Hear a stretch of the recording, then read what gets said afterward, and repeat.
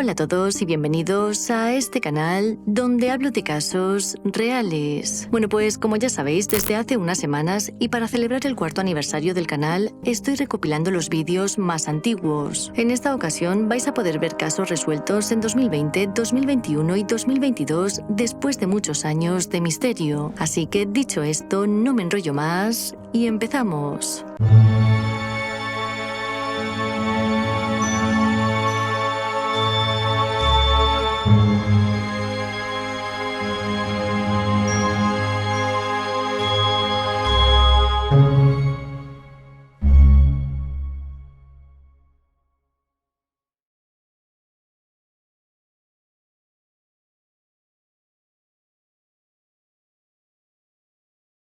John Anthony Manzi, o Tony como todo el mundo le llamaba, nació el 7 de diciembre de 1967. En 1983 era un adolescente de 15 años que estudiaba en la escuela de secundaria y que vivía en Columbus, Ohio, con sus padres y su hermano menor. Su familia decía de él que era un chico lleno de vida, extrovertido y que se llevaba muy bien con todos sus compañeros de clase. Le gustaba mucho escuchar música y tenía una especial predilección por el grupo AC/DC. El 15 de octubre de 1983, Tony fue visto por última vez a la salida del cine York Plaza de Columbus, y a partir de aquí nadie más volvió a verle con vida. Esa tarde las horas iban pasando y cuando sus padres vieron que el adolescente no regresaba a casa, empezaron a entrar en pánico. Al día siguiente, un hombre que estaba en Galena, una localidad situada a unos 30 kilómetros en coche de Columbus, encontró varias bolsas de basura cerca de la carretera y una de ellas parecía mostrar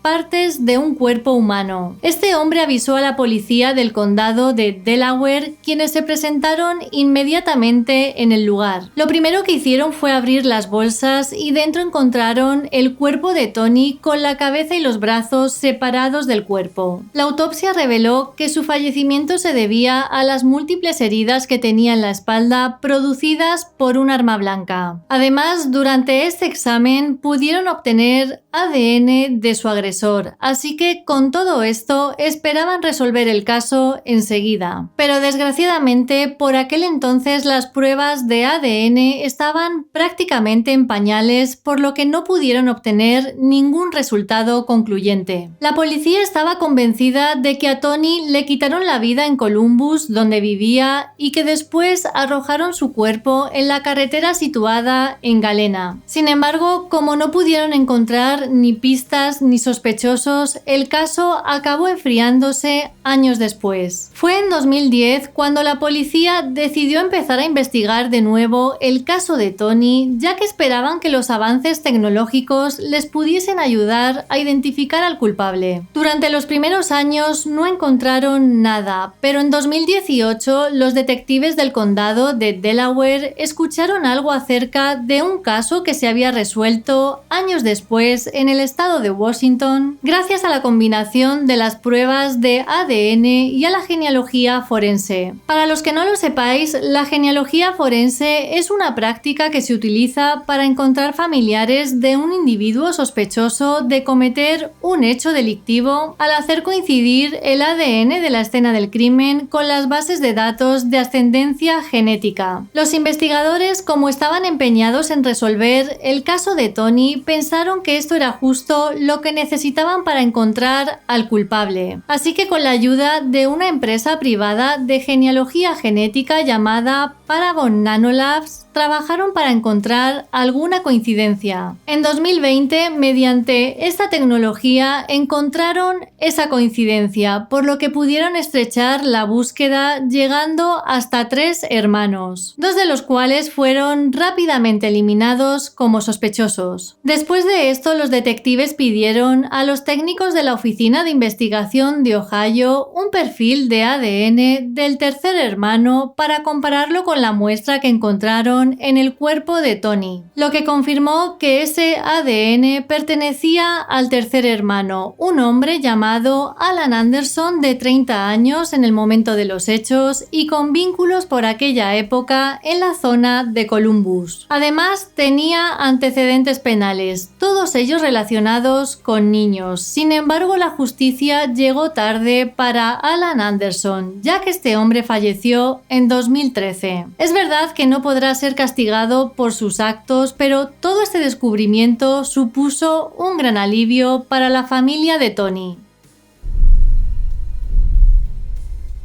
Tonya McKinley vivía en Pensacola, Florida, y en el momento de los hechos era una joven de 23 años que tenía un hijo de 18 meses. En 1985 se fue a un bar para celebrar el Año Nuevo, pero nunca más regresó a casa. Horas después, y cerca de este bar, una familia que pasaba por allí encontró el cuerpo de Tonya sin vida al lado de una carretera. Según la autopsia, su fallecimiento se produjo por asfixia mecánica y además el forense determinó que su atacante había abusado de ella dejando ADN por todo su cuerpo. Los investigadores entrevistaron a varios clientes y amigos que esa noche habían estado en el bar con Tonya, pero no pudieron relacionar a nadie con el caso. A pesar de tener pruebas de ADN, el caso acabó enfriándose, aunque según dijeron los investigadores tiempo después, a lo largo de los años aparecieron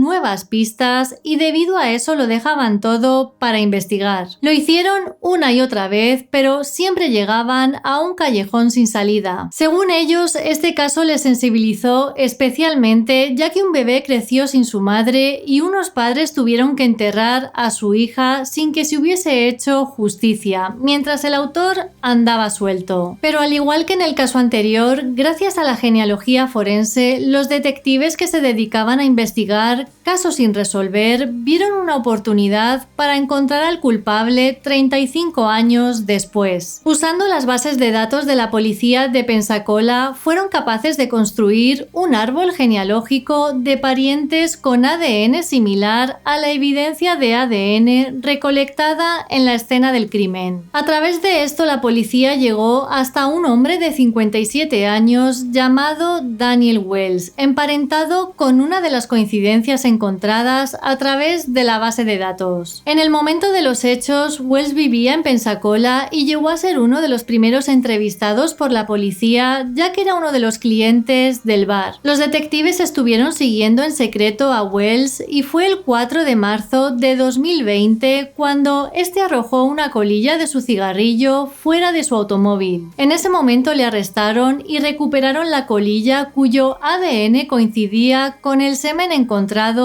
en el cuerpo de Tonya. El ADN de Wells se está revisando desde otras agencias de policía cercanas para comprobar si coincide con delitos similares sin resolver, aunque de momento no han encontrado nada más. Hello. Hello? Hey, is this Tim? Yeah. Hey, this is Captain Mallet. I'm with the Pensacola Police Department. So you don't know me. We've never met.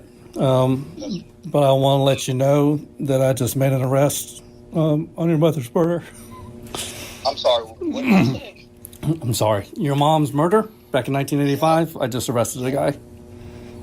I'm sorry. Hold on. Oh my God. Wait. What? Are you serious right now? Yes, sir. Serious. Oh my God. I know it's been a long time. Yeah, man. I'm sorry, dude. I'm sorry. I'm freaking out right now. I understand. I kind of am too. Are you serious? This is serious right now? Yes, sir. That's serious. I want to know who it is, man. His name is Daniel Wells. He's from the Milton area. He did not know your mom. Oh my God. Wells ahora está en la cárcel y se encuentra a la espera de juicio por asesinato en primer grado y abuso. La hermana de Tonya, Renee, de 62 años, estaba convencida de que nunca encontrarían al culpable de la muerte de su hermana, y menos después de 35 años. Cuando se enteró de la detención de Wells, tuvo sentimientos encontrados. Por un lado estaba contenta porque habían encontrado al culpable, pero por otro lado estaba muy triste porque su padre había fallecido sin poder ver que la persona que le había hecho algo así a Tonya había sido capturado. Blanca Otero Álvarez nació en Quitilipi, Argentina, en 1952. Sus padres eran españoles, así que en 1973 la familia al completo se trasladó a España. En concreto se fueron a un municipio llamado Saélices de Sabero, en León. En Argentina, Blanca trabajaba como profesora de secundaria. Sin embargo, cuando llegó a España no consiguió encontrar un empleo como profesora, por lo que decidió cambiar de sector. Para ello se mudó a la ciudad de León, donde encontró un trabajo en Renfe, la principal operadora ferroviaria de España. Blanca visitaba a su familia de manera regular, pero en algún momento de 1995, cuando tenía 43 años, desapareció. Como su familia llevaba días sin saber de ella, decidieron ir hasta León para ver por qué había dejado de tener contacto con ellos. Pero cuando llegaron a su apartamento no la encontraron. Sin embargo, allí estaban todas sus pertenencias. También fueron a preguntar a sus amigos y a sus compañeros de trabajo, pero nadie la había visto. Su familia no denunció su desaparición hasta 2 años más tarde. Según uno de sus hermanos, no lo hicieron porque su padre no quiso. Poco después de poner la denuncia, la policía descubrió que estaba viviendo en Gijón. Sin embargo, Blanca les dijo a los agentes que no quería hablar con su familia. Como era mayor de edad, la policía no podía obligarla a que tuviese contacto con ellos, así que sus 2 hermanos y su madre decidieron ir a Gijón a visitarla. Consiguieron averiguar su dirección, pero cuando llegaron a su apartamento, ella se había ido. Por lo visto, Blanca se enteró de que iban a verla, así que dejó su casa y se volvió a ir. La familia no supo nada de Blanca hasta que en 2005 les envió una carta diciendo que estaba bien y pidiendo perdón a su padre por haberse ido. En esa carta había también una foto actualizada de su cara y se despedía diciéndoles que no volvieran a buscarla más y que la dejaran tranquila, que quizá más adelante se pondría en contacto con uno de sus hermanos, pero no volvió a dar señales de vida. El padre de Blanca falleció un año después, en 2006, y debido a esto la familia tenía cierta esperanza de que se pusiera en contacto con ellos, pero nunca lo hizo.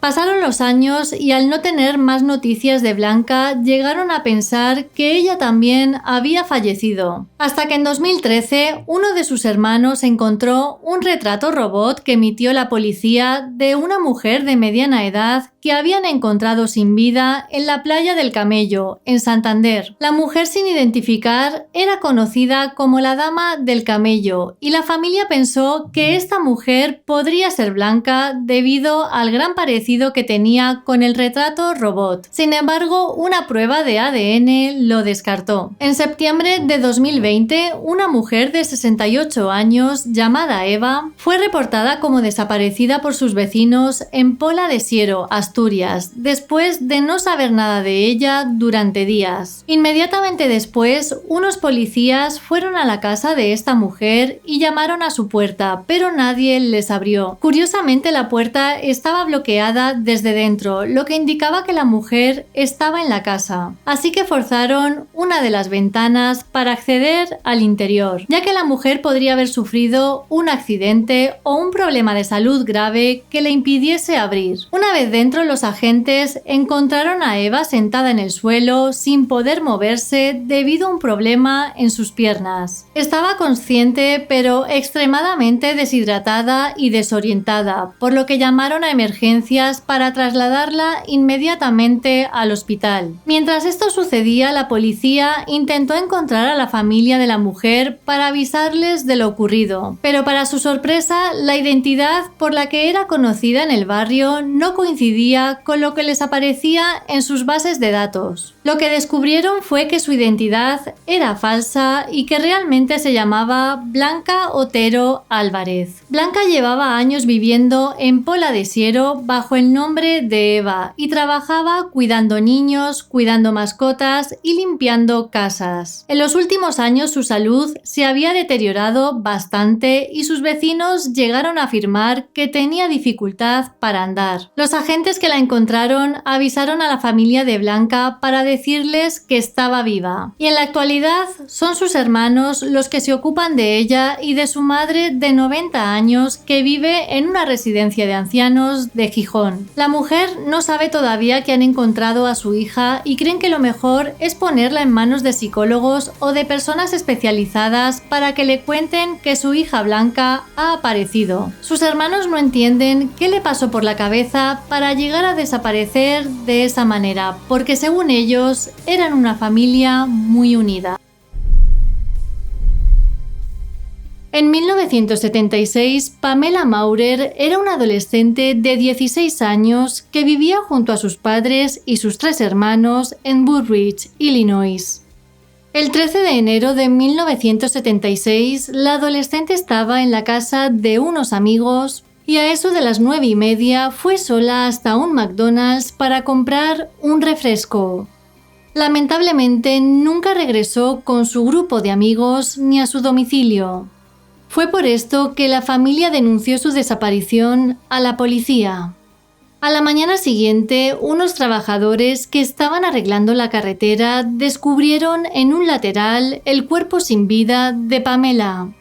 La autopsia reveló que había sido estrangulada y que además habían abusado de ella.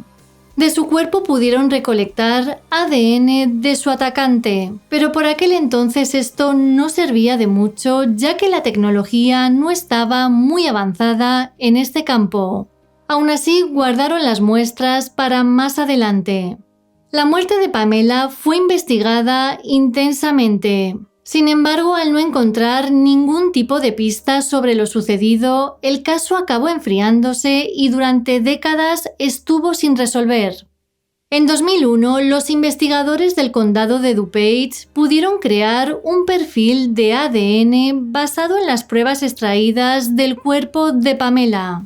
Sin embargo, este perfil nunca condujo a una coincidencia en la base de datos de índice combinado de ADN CODIS.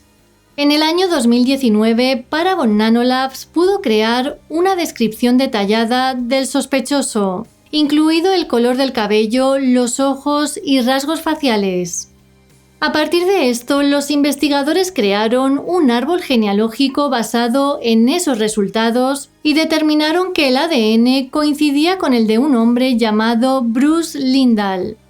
Los agentes averiguaron que Lindahl había fallecido en 1981 a la edad de 28 años, por lo que no tuvieron más remedio que pedir una orden para poder exhumar su cuerpo y comparar su ADN con el encontrado en el cuerpo de Pamela.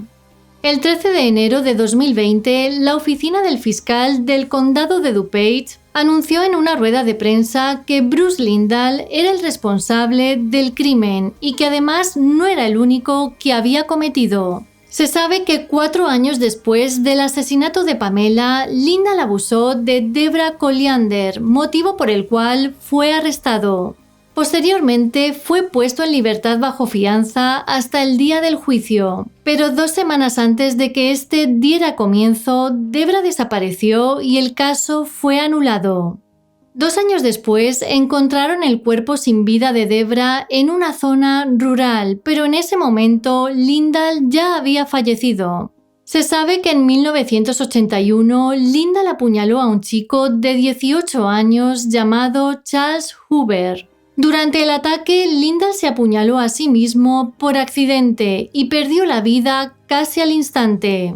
Los agentes creen que en la década de los 70 hubo otras víctimas y también antes de su muerte. El padre y los hermanos de Pamela no conocían de nada a este hombre, pero sintieron un gran alivio al saber quién le había quitado la vida a la joven. Robin Brooks era una joven de 20 años que en 1980 se trasladó desde el estado de Nueva York hasta Rosemont, California. El 23 de abril de ese mismo año, cuando llevaba tan solo 5 semanas en California, Robin terminó su turno en la tienda de donuts en la que trabajaba al lado de su casa. Antes de volver a su domicilio, acudió a una fiesta de la escuela secundaria, pero se marchó enseguida. Y la última vez que alguien la vio con vida fue cuando iba caminando sola hasta su apartamento. Al día siguiente, Robin había quedado para ir a nadar con una amiga que llamó a la puerta de su apartamento a la hora acordada. Sin embargo, al no obtener respuesta, se marchó. Cuando Robin no se presentó a trabajar a las 4 de la tarde, saltaron todas las alarmas, ya que esto no era algo normal en ella. Así que tanto sus amigos como sus compañeros de trabajo se presentaron en su apartamento y llamaron a la puerta durante bastante rato.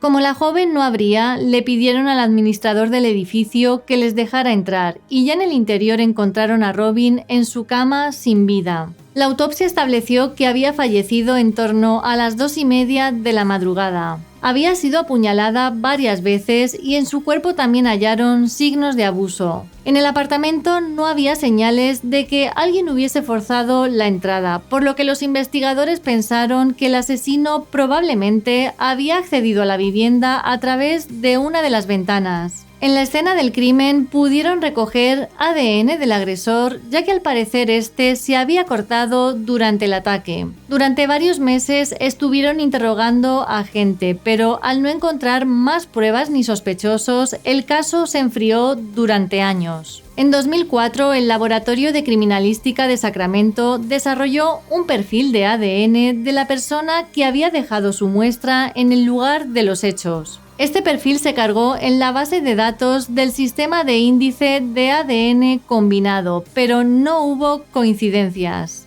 Aún así, los investigadores continuaron con el caso y en 2016 pidieron nuevamente la ayuda del público para resolverlo.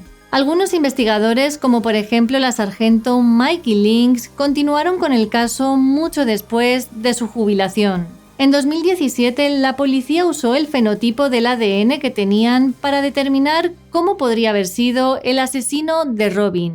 Según esta prueba, era un hombre afroamericano con una edad comprendida entre los 20 y 30 años en el momento del crimen. Esta imagen fue distribuida durante meses, pero tampoco tuvieron éxito. Finalmente, la policía anunció que gracias a la genealogía genética habían dado con un hombre llamado Philip Wilson, de 71 años, que fue arrestado el 23 de abril de 2020 como sospechoso. El anuncio se hizo justo cuando se cumplían 40 años de la muerte de Robin. En 1980, Philip vivía en el mismo complejo de apartamentos que la joven y por aquel entonces estaba a punto de cumplir 30 años. La policía no quiso decir si Robin y Philip se conocían y añadieron que por el momento no iban a revelar más detalles del caso. En la actualidad, Philip está a la espera de juicio en una cárcel de Sacramento, California, y hasta entonces no podrá salir bajo fianza. María, la hermana de Robin, declaró durante una entrevista que el fallecimiento de su hermana había causado un dolor desgarrador a toda la familia y calificó el arresto de Philip como agridulce. En 1987, Barbara Blatnick, de 17 años, vivía en Cleveland, Ohio, y por aquel entonces estudiaba en un instituto católico de la zona. Bárbara, a la que algunos de sus amigos llamaban cariñosamente Barbie, era una joven muy sociable, despreocupada y rebelde. El 19 de diciembre de 1987, unos amigos la recogieron en la puerta de su casa a las 6:30 de la tarde para ir a un bar local que era muy popular en el área debido a que servían ciertas bebidas a menores de edad. Después de estar en este sitio, se detuvieron a las 8 en la casa de un amigo para pasar el rato antes de ir a una pequeña fiesta. A las 10 de la noche, la adolescente llamó a sus padres para decirles que volvería pronto a casa, pero Bárbara nunca regresó. Cuando sus padres vieron que no llegaba, le quitaron importancia, ya que era bastante normal que se quedara a dormir en casa de alguna amiga cuando se le hacía muy tarde. pero lamentablemente en esta ocasión no había sido así, ya que a la mañana siguiente encontraron el cuerpo de Bárbara en el arcén de O'Neill Road, no muy lejos del Parque Nacional del Valle de Cuyahoga, a más de 40 kilómetros de su casa. La autopsia reveló que la joven había fallecido en torno a las 8 de la mañana. Además, su atacante había abusado de ella para posteriormente causarle la muerte por asfixia mecánica. Durante el examen forense consiguieron obtener de debajo de las uñas de Bárbara ADN del sospechoso, lo que indicaba que había luchado para salvar su vida. El Departamento de Policía solicitó a través de los medios cualquier información o testigo que pudiese ayudar a resolver el caso, pero nadie vio nada.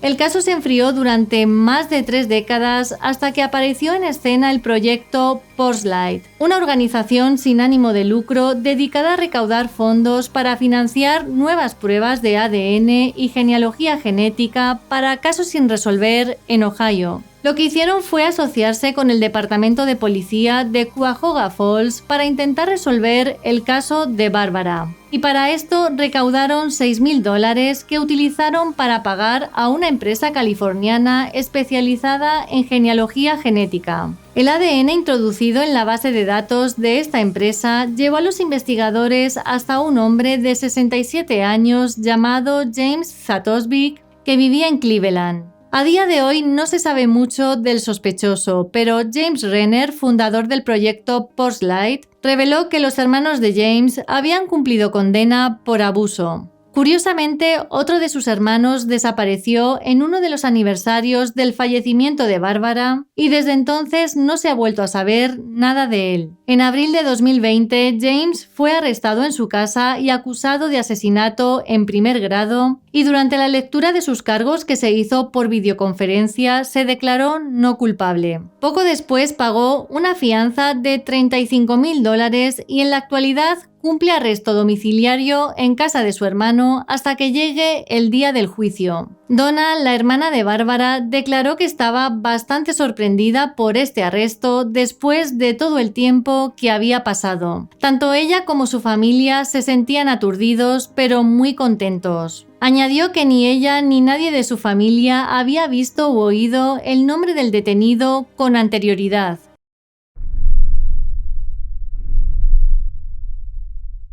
Fawn Cox era una estudiante de secundaria que en 1989 residía con su familia en Kansas City, Missouri. Allí era miembro activo de la iglesia, donde participaba en numerosas actividades para jóvenes. En el verano de 1989, la adolescente, que por aquel entonces tenía 16 años, empezó a trabajar como cajera en un parque de atracciones llamado Walls of Fun. La noche del 25 de julio llegó a su casa después de trabajar, habló con sus padres durante un rato y a las 11 de la noche se fue a dormir, ya que tenía que madrugar para trabajar de nuevo. A la mañana siguiente, el despertador de Fawn sonó tal y como hacía siempre, pero en esta ocasión la joven no lo apagaba. Es por esto que su madre y Felicia, su hermana pequeña, fueron a la habitación para ver por qué la chica no se levantaba. Cuando intentaron despertarla, Fawn estaba en la cama, pero ya sin vida. La autopsia reveló que alguien había abusado del adolescente y que después le había causado la muerte, asfixiándola con el cable de un dispositivo electrónico que había desaparecido de su habitación. Hay que añadir que en el cuerpo encontraron ADN y pelos del culpable, algo que les sería muy útil en el futuro. La policía empezó a pensar que quizá Fawn había sido atacada durante la noche por un ladrón. Su teoría era que el intruso había escalado a la ventana y entrado en la habitación a través de un camión que había aparcado delante de la casa. Fawn compartía habitación con una de sus hermanas, pero era el único miembro de la familia que esa noche estaba durmiendo en la parte de arriba, ya que hacía tanto calor que el resto de la familia decidió dormir abajo junto al aire acondicionado.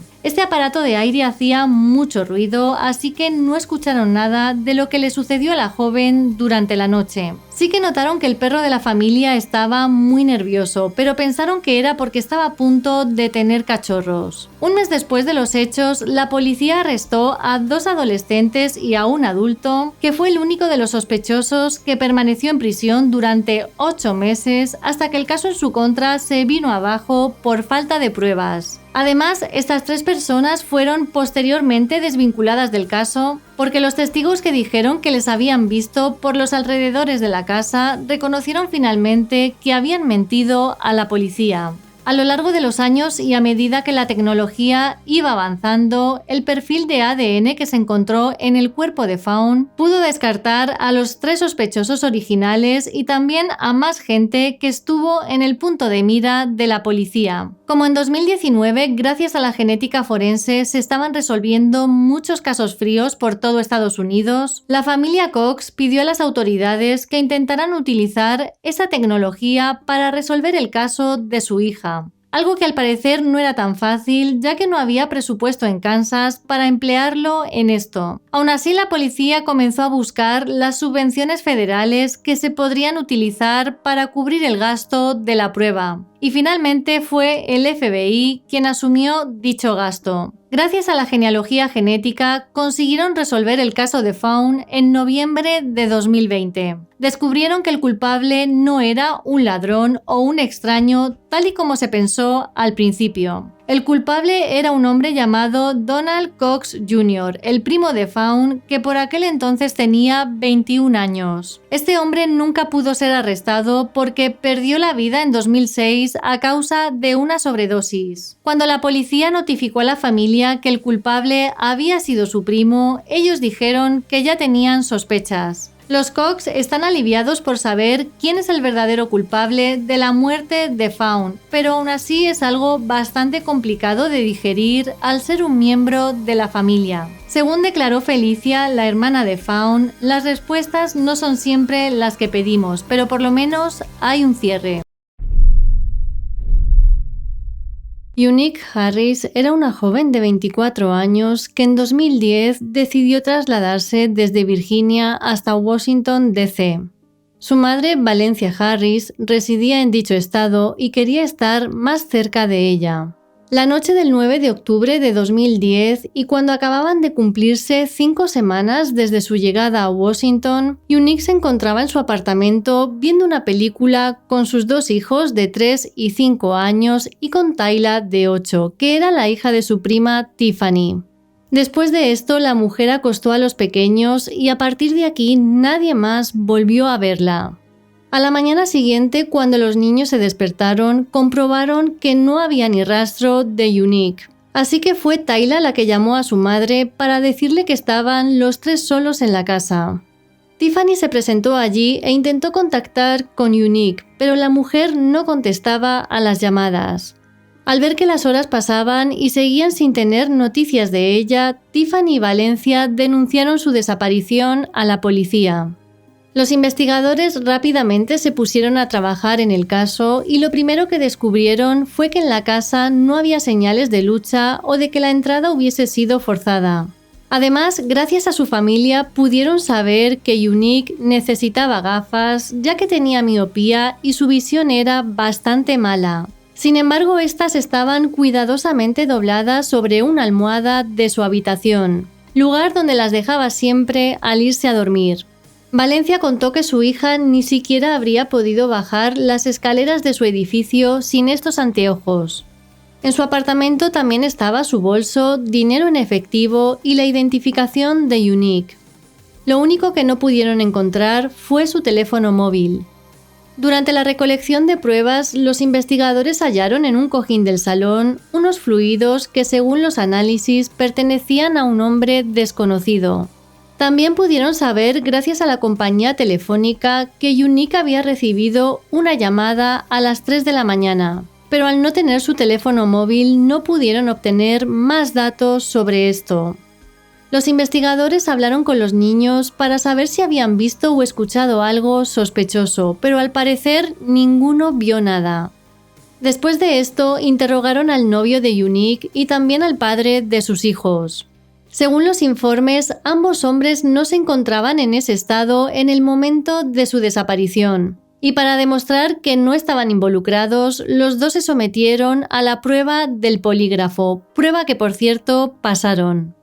Gracias a una declaración que Valencia hizo a los medios, se supo que Unique había sido testigo de un asesinato en el aparcamiento que había frente a su complejo de apartamentos. Parece ser que la joven vivía en un barrio conocido por su alto índice de criminalidad y días antes de desaparecer había sido testigo de este hecho desde su ventana. Esta declaración alimentó los rumores de que el culpable le había quitado la vida también a ella. Sin embargo, la policía declaró que no había indicios para pensar que todo esto estuviese relacionado con su caso.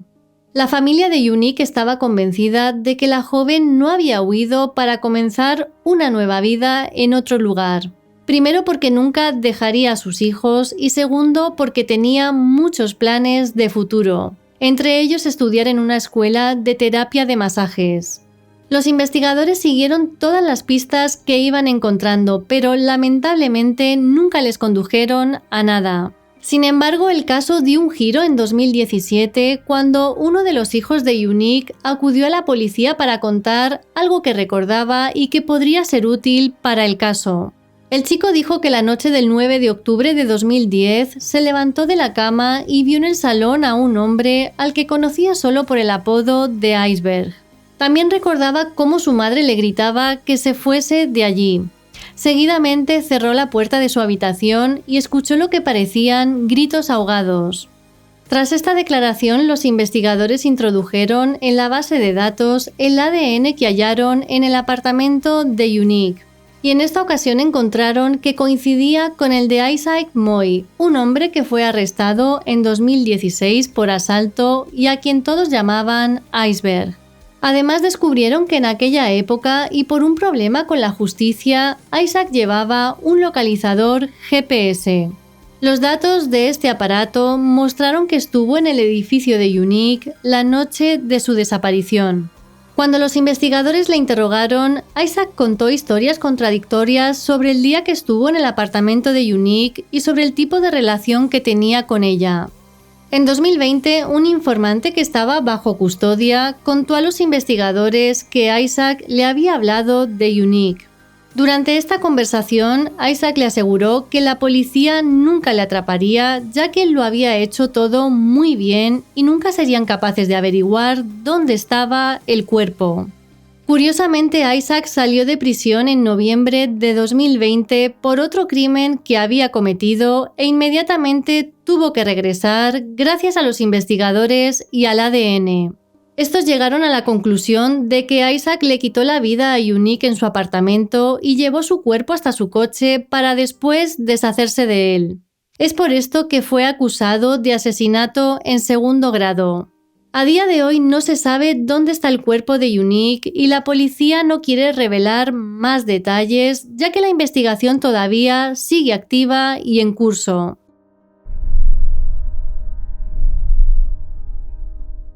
El 26 de abril de 1995, dos cazadores estaban en una zona boscosa de Decatur, Alabama, cuando tropezaron con el cuerpo sin vida de un hombre. Inmediatamente avisaron a la policía y cuando se presentaron en el lugar de los hechos, pudieron comprobar que alguien le había quitado la vida de un disparo en la cabeza. Este hombre fue identificado como Christopher Alvin Daly, de 26 años, y lo único que encontraron en la escena del crimen fue su coche, que estaba parcialmente sumergido en el río Tennessee. A pesar de la intensa investigación, nunca hubo un sospechoso relacionado con el caso. Durante años este fue revisado y siguieron diferentes pistas, pero finalmente acabó enfriándose. Sin embargo, el 18 de noviembre de 2020, la policía de Decatur recibió una llamada de teléfono de un hombre llamado Johnny Dwight White, de 53 años. Este hombre se puso en contacto con ellos para confesar un crimen que había cometido hacía varios años. Posteriormente se reunió con los detectives y les contó que era un enfermo terminal que había decidido confesarlo todo antes de fallecer. Sin embargo, los agentes no sabían a qué se refería y se esforzaron por averiguar de qué estaba hablando. Y es que Johnny había olvidado la fecha exacta en la que había cometido el crimen, pero sí recordaba que el lugar era una zona boscosa cerca de la ciudad. Mirando en archivos antiguos, el detective Mukaddam finalmente descubrió que se refería al caso de Christopher Alvin Daly. Es por esto que los agentes le llevaron hasta la escena del crimen para que hiciese una recreación de lo sucedido. La información que les dio coincidía con el caso y con ciertos detalles que nunca habían salido en los medios. Tras comprobar la verosimilitud del relato de Johnny, este fue detenido y acusado de quitarle la vida a un hombre. Actualmente solo podrá salir si paga una fianza de $15,000. Mukaddam declaró a los medios que a día de hoy no podía comentar nada sobre el móvil del crimen. Y también añadió que los fiscales tienen la intención de llevarle a juicio independientemente de su estado de salud. Mukaddam, que poco después informó a la familia de la víctima que habían atrapado al culpable, dijo que Johnny también confesó que estaba arrepentido y que antes de fallecer quería quitarse ese peso de encima. El detective celebró que finalmente pudo darle un cierre a la familia de Christopher después de 25 años.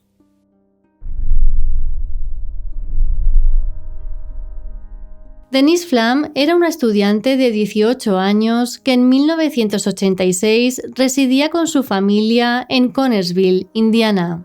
Todos sus conocidos decían de ella que tenía un futuro brillante por delante. Y es que Denise destacaba como atleta, tenía un don para las artes y era la primera de su clase. Por aquel entonces estaba a punto de graduarse en la escuela secundaria y ya había sido aceptada en la Universidad Miami en Ohio, donde planeaba especializarse en microbiología.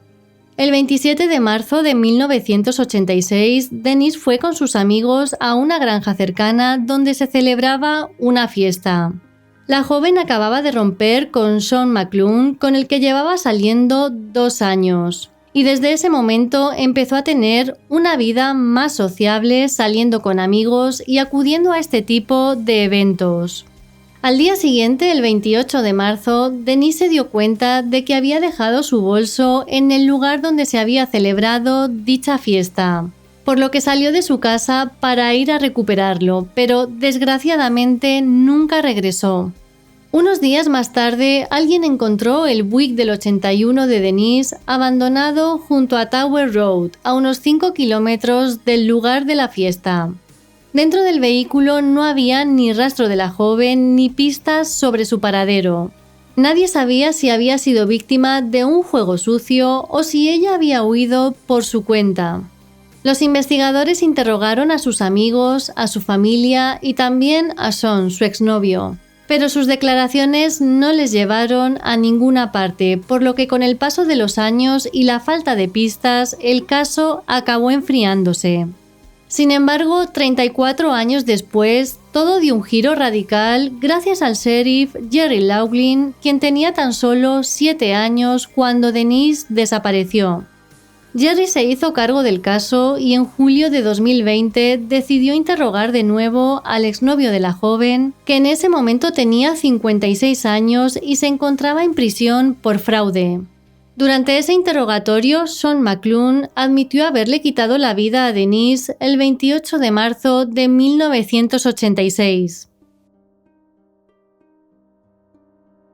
Them having peace of what happened to their daughter and them ultimately being able to have a proper memorial and burial for Denise is something that we hope to bring to them. Closure has always been the goal here. El sheriff contó a los medios que la investigación sigue abierta para recabar más datos. Y por otro lado, todavía no ha querido aclarar si han encontrado el cuerpo de Denise o cuáles fueron los motivos que tuvo Sean para quitarle la vida. La familia de la joven quiso agradecer a través de Facebook todo el apoyo que habían recibido.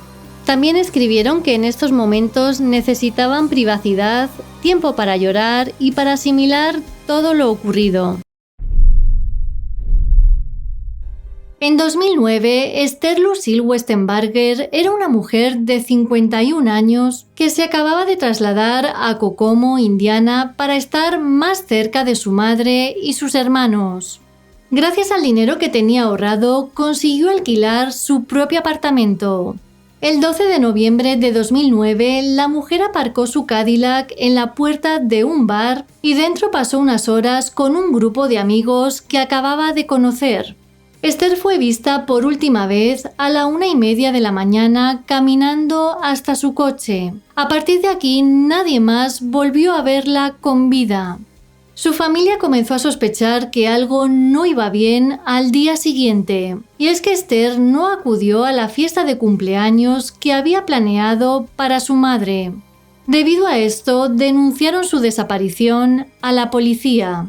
El 13 de noviembre, la policía interrogó al grupo de amigos con el que estuvo esa noche, pero no pudieron aportar ningún tipo de información. Durante un tiempo tuvieron en el punto de mira a un hombre con antecedentes que vivía muy cerca de Esther. Sin embargo, nunca pudieron vincularle con la desaparición de la mujer. Lamentablemente, al no encontrar pistas, el caso acabó enfriándose hasta que el 17 de junio de 2020 la policía recibió una llamada. Al otro lado de la línea estaba un pescador que decía haber visto un coche dentro de un lago. Un equipo de rescate fue hasta el lugar y sacó el vehículo hasta la superficie.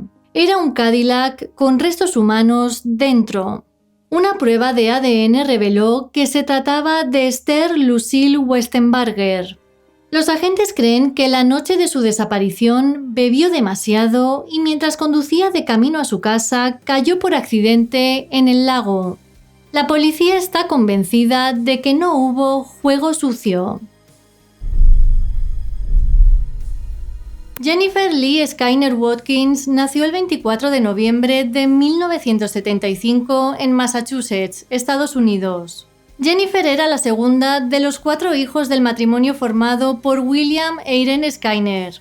Como de su infancia no hay datos, voy a saltar en el tiempo hasta el 8 de abril de 1995, fecha en la que contrajo matrimonio con Michael Ray Watkins. Al poco tiempo, la pareja dio la bienvenida a su primer hijo, un niño llamado Michael Ray Jr., y muy seguido tuvieron a una niña a la que pusieron el nombre de Mariah Paige Irene. En 1999, Jennifer, de 23 años, residía con su marido y sus hijos en Colorado Springs, y tan solo 2 semanas antes de los hechos consiguió un empleo como ayudante de cocina en el Hospital Memorial de Colorado Springs, algo por lo que se sentía muy feliz.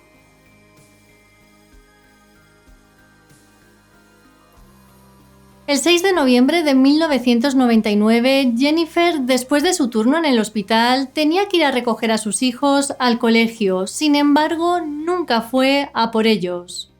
Desde el centro escolar se pusieron en contacto con Michael para avisarle de este hecho, algo que al hombre le resultó muy extraño, ya que Jennifer era muy puntual y más cuando se trataba de sus hijos. Finalmente, Michael recogió a los niños y regresó a su casa, pero su mujer tampoco estaba allí. Como último recurso, telefoneó a la madre de Jennifer, pero ella le dijo que no sabía nada de su hija, por lo que los dos decidieron denunciar su desaparición a la policía. Los agentes inmediatamente realizaron una extensa búsqueda y también interrogaron a todos sus familiares y a sus compañeros de trabajo. Sin embargo, a las pocas horas fue Michael el que localizó el vehículo de Jennifer en el parking para empleados del hospital, lo que daba a entender que la mujer no había salido de allí. El coche fue incautado y registrado por los agentes, pero no reveló ninguna pista que les pudiese llevar hasta el paradero de Jennifer. Pero a las 10 de la mañana del 8 de noviembre de 1999, mientras los detectives seguían interrogando al personal del hospital, recibieron un aviso bastante perturbador. Y es que les notificaron que había aparecido un cuerpo debajo de una escalera en un área del hospital en construcción. Al parecer, 2 empleados del servicio de mantenimiento de ascensores de dicho hospital fueron a la escalera del 8º piso para inspeccionar y reparar el hueco de un ascensor.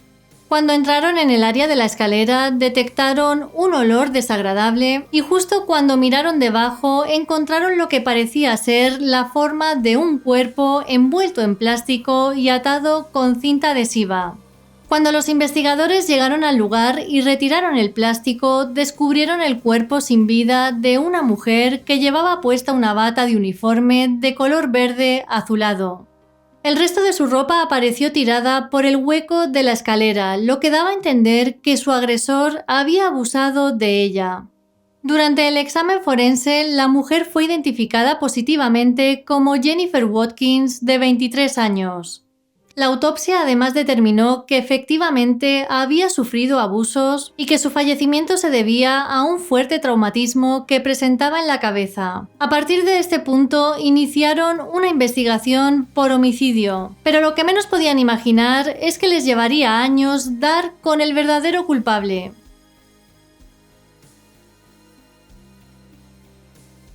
Los agentes recolectaron varias muestras biológicas que enviaron a la Oficina de Investigaciones de Colorado para su análisis. A partir de aquí desarrollaron 2 perfiles de ADN distintos a los de la víctima.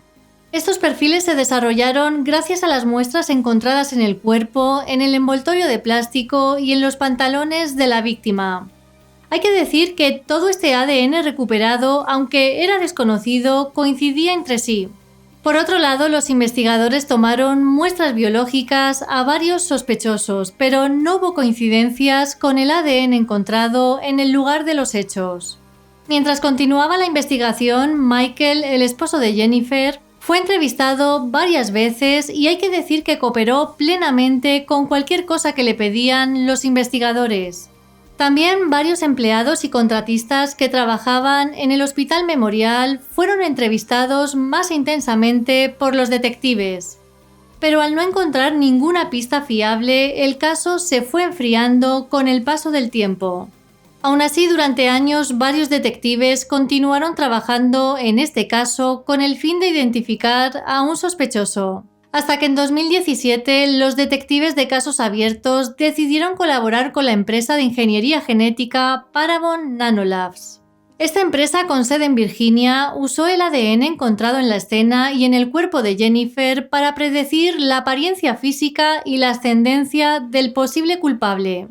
Es por esto que en junio de 2018 la policía dio a conocer la imagen compuesta de cómo habría sido el sospechoso en noviembre de 1999 y además alentaron a cualquiera que reconociera la foto a dar más información. En marzo de 2019 y también a través de Parabon, las muestras de ADN se sometieron a una investigación de genealogía genética. Y finalmente, en agosto de 2020, Parabon identificó a Ricky Sebert como una persona de interés. Una búsqueda del informe del caso original reveló que Ricky Sebert, entonces de 29 años, fue entrevistado por los detectives el 19 de noviembre de 1999 como parte de la investigación inicial en el caso de Jennifer. Ricky trabajaba en el departamento de mantenimiento del Hospital Memorial desde 1998 y según el horario de trabajo que Ricky proporcionó durante su entrevista, había estado trabajando justo cuando Jennifer fue vista por última vez. Aún así, él en su momento negó haberla visto. Una investigación adicional reveló que Ricky Sebert murió en un accidente de tráfico el 2 de noviembre de 2001. Por lo que se tuvo que recoger ADN de sus familiares directos para compararlo con el encontrado en la escena del crimen. El 1 de octubre de 2020, y gracias a esta prueba de ADN, la Fiscalía estableció que Ricky Sebert era el culpable de la muerte de Jennifer Watkins. Pero como Ricky había fallecido en 2001, la investigación se cerró por muerte del delincuente. Aunque todavía quedan muchas respuestas en el aire, la familia de Jennifer ha podido saber quién fue el responsable de su fallecimiento.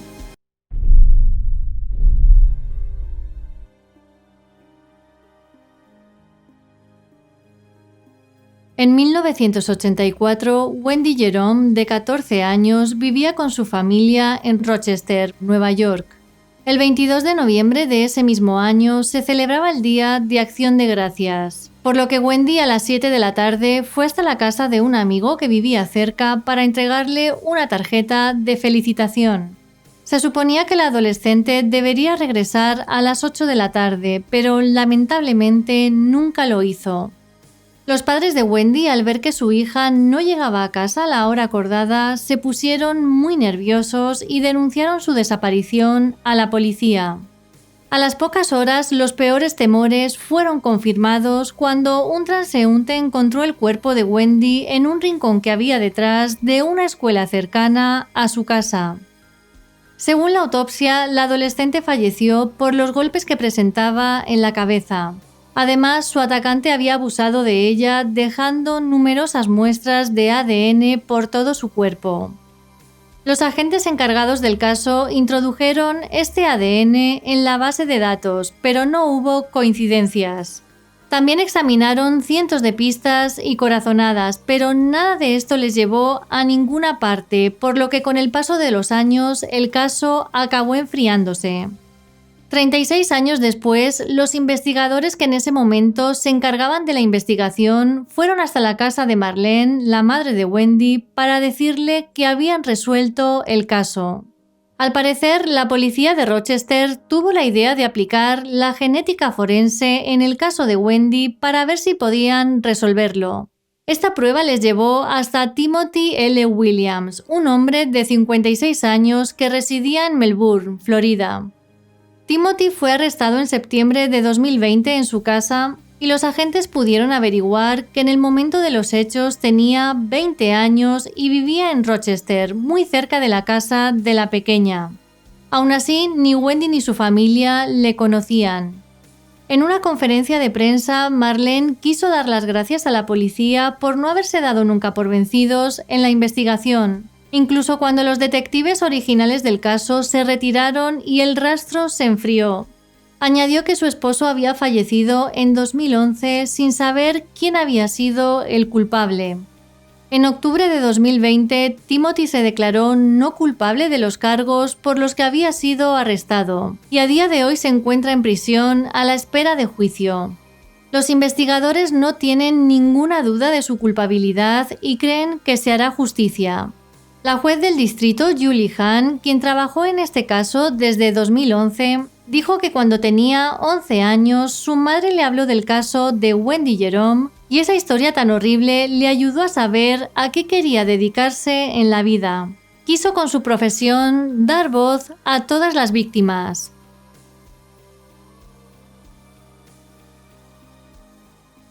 El 15 de julio de 2003, una mujer que iba en coche con su hija pequeña por una carretera rural de Lubbock, Texas, vio a lo lejos algo bastante extraño que no supo distinguir en la distancia. Cuando se acercó para comprobar qué era, descubrió un cuerpo sin vida, por lo que inmediatamente llamó a la policía. Los agentes confirmaron que el cuerpo pertenecía a una mujer joven y a simple vista parecía que había sido arrojada a un lado de esta carretera. La mujer fue identificada como Cynthia Palacio, de 21 años y madre de una niña de 2 en ese momento. Durante el examen forense pudieron determinar que su atacante había abusado de ella para después asfixiarla. De su cuerpo pudieron extraer muestras de ADN que claramente pertenecían a su atacante, pero al introducirlas en la base de datos de la policía no encontraron ninguna coincidencia. La siguiente pista del caso llegó un año después, cuando en 2004 encontraron el cuerpo sin vida de Linda Carvajal, de 21 años, también en una carretera, pero en esta ocasión cerca del condado de New Deal. Casualmente, Linda y Cynthia habían sido compañeras de piso, y al comprobar las muestras de ADN encontradas en los dos casos, vieron que ambas coincidían. Los últimos datos que hubo sobre este caso surgieron en 2014, cuando uno de los investigadores dijo a los medios que creía que el culpable en los dos casos podría tener una pick-up o un vehículo todoterreno, ya que el sitio donde arrojó los cuerpos era muy complicado para acceder en un coche normal. Sin embargo, fue en 2020 cuando los investigadores consiguieron encontrar al culpable. Todo comenzó cuando la propietaria de una inmobiliaria de Waco, Texas, llamó a la policía para denunciar que estaba recibiendo llamadas de un hombre que no dejaba de amenazarla con hacer daño a sus hijos.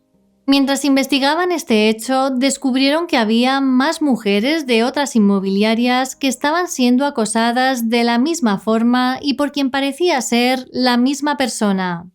Gracias al trabajo policial, en junio de 2020 arrestaron por acoso a Andy Castillo, de 57 años.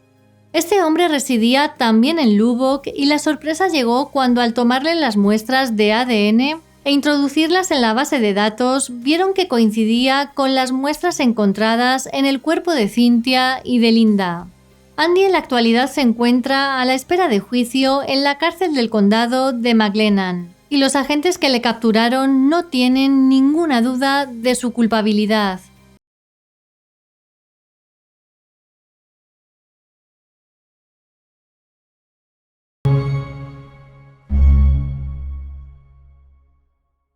Sylvia May Qualley nació el 23 de septiembre de 1946 en Denver, Colorado.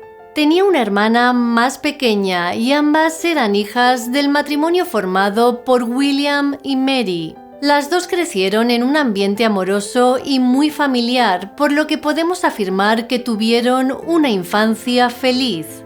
En los años 60 se graduó en la escuela secundaria de Englewood, donde la recuerdan como una chica ambiciosa, vibrante y amigable, la típica persona capaz de iluminar una habitación con solo su presencia.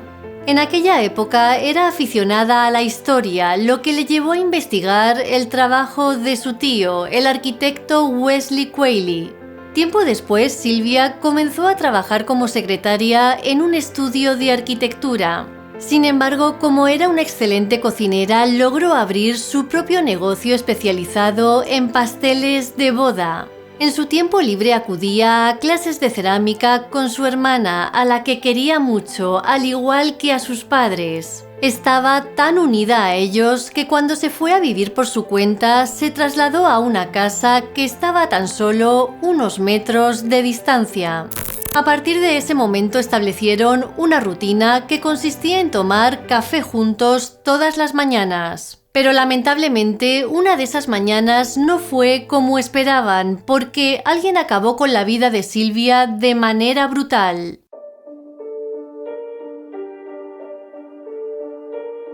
La noche del 3 de agosto de 1981, a eso de las 11, Sylvia habló por teléfono con su hermana por última vez. A la mañana siguiente, poco antes de las 8, William fue a recogerla para su rutina del café. El hombre llamó a la puerta, pero como su hija no le contestaba, decidió abrir con su propia llave. Y fue una vez dentro donde hizo un descubrimiento terrible. Encima de una alfombra de la sala de estar yacía el cuerpo sin vida de Sylvia. La mujer de 34 años no tenía ropa y estaba tumbada boca arriba con los brazos puestos sobre la cabeza, enredados en una camisa de manga larga. Obviamente, presa del pánico, el hombre llamó a la policía. Cuando los agentes llegaron al lugar, encontraron a William destrozado. El hombre les contó que tras el hallazgo había quitado una toalla blanca ensangrentada que el agresor había puesto sobre la cara de su hija. El propósito de William era tapar su cuerpo desnudo. Al examinar la escena, los agentes encontraron varias cosas importantes. Por un lado, cerca del cuerpo de Sylvia había un cuchillo ensangrentado y a pocos metros estaba su ropa interior. La sala de estar tenía restos de sangre, al igual que la puerta principal y una almohada del dormitorio de la víctima. También observaron que la línea telefónica de la sala estaba cortada. De hecho, al comprobar el exterior, vieron que había sucedido lo mismo con el cable de fuera y que este estaba seccionado sobre el capó del coche de Sylvia. Por las marcas que encontraron los investigadores, llegaron a la conclusión de que el culpable derribó la línea de la siguiente forma. Puso una manguera del jardín sobre el cable y después tiró hacia abajo. Los detectives también encontraron evidencias de que el agresor había probado varias ventanas de la casa para poder acceder. Luego descubrieron que había logrado entrar por la ventana del cuarto de baño. Además, para todo esto tuvo que llevar guantes porque no encontraron ni una sola huella dactilar. La autopsia reveló que Sylvia fue apuñalada 3 veces en la parte superior de la espalda. También presentaba marcas en el cuello y un disparo en la parte superior de la cabeza realizado con un arma del calibre 22. Además, otras marcas indicaban que la joven había luchado con todas sus fuerzas. La causa de la muerte se debió a una gran pérdida de sangre, ya que las puñaladas llegaron al corazón y los pulmones. La herida de bala fue simplemente una causa secundaria de muerte. Por otro lado, también se supo que su atacante había abusado de ella.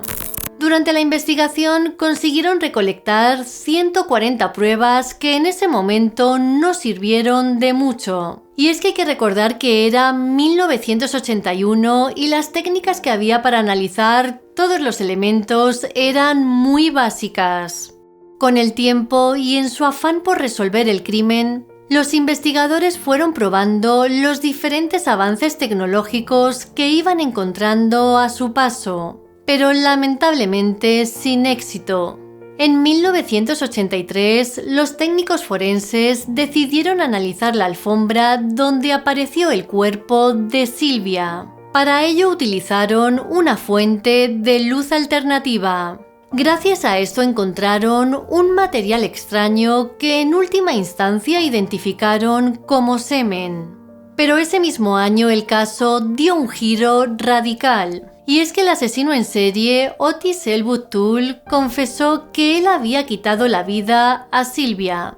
Tal vez este nombre os suene más si va acompañado del de Henry Lee Lucas. Como ya conté en el vídeo anterior, estos dos sujetos no solo eran conocidos por sus crímenes, sino porque también se adjudicaban la autoría de otros que no habían cometido. Con esto solo conseguían entorpecer las investigaciones y evitar que el verdadero culpable fuese arrestado.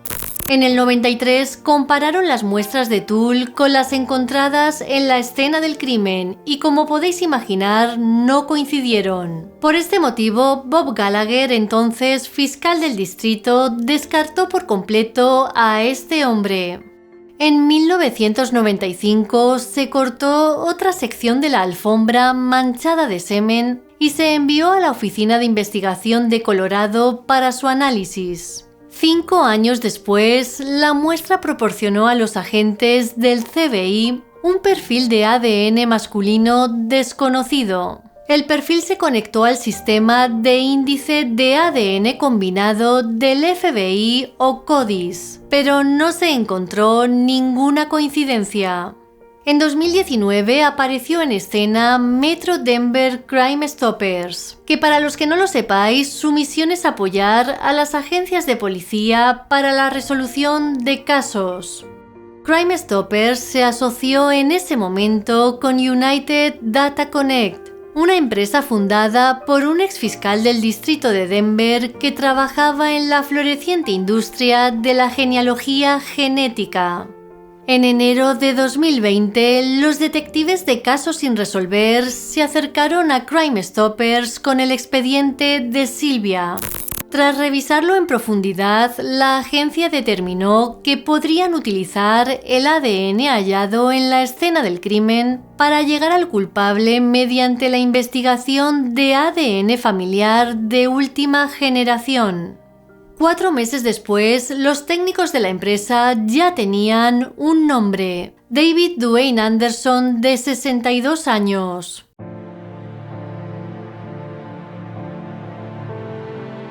Los detectives comenzaron a investigar a Anderson y hay que decir que descubrieron datos bastante interesantes. Para empezar, en el momento de los hechos tenía 22 años y vivía a unos 3 kilómetros de Englewood. Además, según sus antecedentes, entre 1981 y 1986, Anderson había sido arrestado por entrar a robar en al menos 8 casas y negocios de la zona. En varios de estos domicilios consiguió entrar por la ventana sin dejar ni una sola huella, tal y como hizo el agresor de Sylvia. Con todo esto, los investigadores de Casos sin resolver, junto al propio investigador de United Data, Robert Fuller, viajaron hasta Cozad, la ciudad de Nebraska donde residía Anderson. Su misión era clara: tenían que recolectar en secreto el ADN del hombre. Durante varios días estuvieron observando todos sus movimientos desde la parte de fuera de su complejo de apartamentos. El 18 de enero de 2021, Fuller recuperó 2 bolsas de basura que Anderson había arrojado a un contenedor. Dentro había 15 artículos que potencialmente contenían material genético del hombre. Entre ellos había una lata de Coca-Cola vainilla, una botella de agua, una botella de ron especiado y otra de cerveza. 2 días después, Fuller se reunió con un investigador en una parada de viaje de Sterling, Colorado, para entregar los artículos confiscados que había empaquetado individualmente en bolsas de pruebas para su análisis. Finalmente, el 29 de enero de 2021 llegó el informe del laboratorio. El ADN encontrado en la lata de Coca-Cola coincidía con múltiples pruebas recuperadas del cuerpo y la residencia de Sylvia Quayle. Por ejemplo, el semen encontrado en la alfombra coincidía, al igual que el encontrado en el cuerpo de la mujer y en la toalla blanca que el padre le retiró de la cara. El 10 de febrero, Anderson fue arrestado y acusado de asesinato en primer grado. Todo indica que será procesado según las leyes vigentes en 1981, que es cuando ocurrieron los hechos. Eso significa que si es declarado culpable, sería sentenciado a cadena perpetua, pero con la posibilidad de libertad condicional después de 20 años. Las leyes actuales, por ejemplo, no permiten la libertad condicional. Michelle Tobrea, jefa de la policía, declaró que el arresto tardó mucho en llegar, pero aún así está contenta de haber podido dar una solución a este caso. Me enorgullece poder decirle a la hermana y al cuñado de Sylvia que los hombres y mujeres de nuestro departamento han anticipado la oportunidad de hacer este anuncio durante casi 40 años. Lamentablemente, los padres de Sylvia no vivieron lo suficiente para saber quién le quitó la vida a su hija. William falleció en 1999 y su esposa le siguió 10 años después.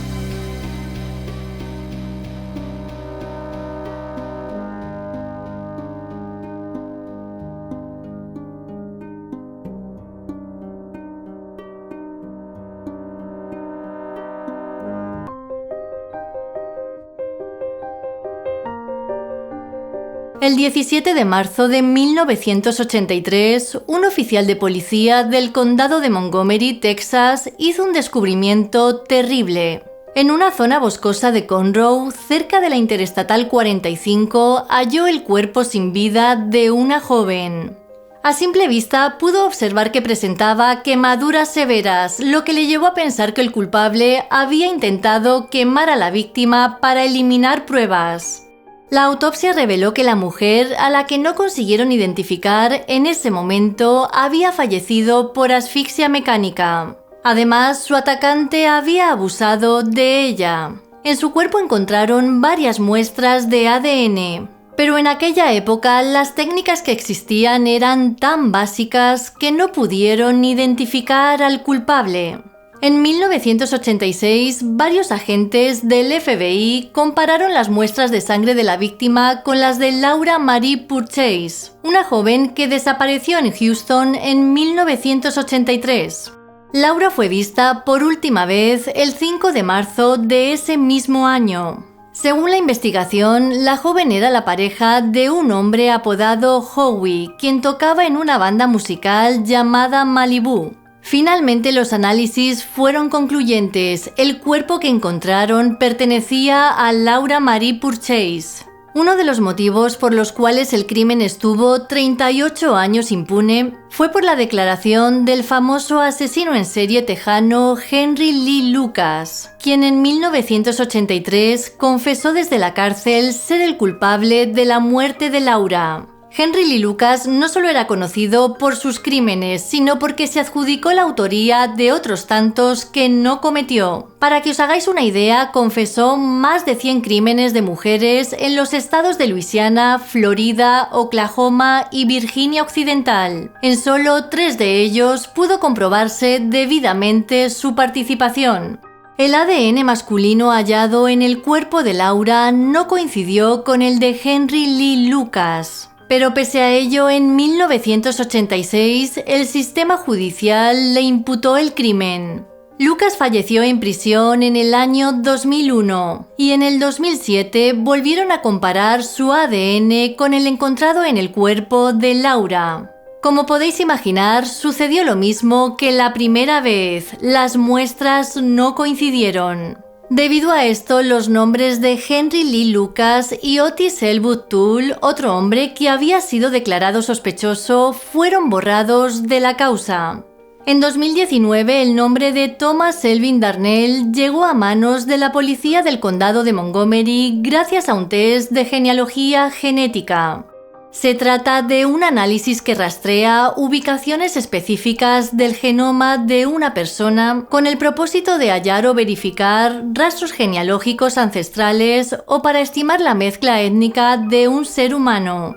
El informe de genealogía sugirió a la policía que investigara a Darnell. El hombre de 75 años integraba una lista de posibles sospechosos que habían elaborado los investigadores de Montgomery en base a la investigación iniciada en 1983 y reabierta de nuevo tras la absolución post-mortem de Henry Lee Lucas.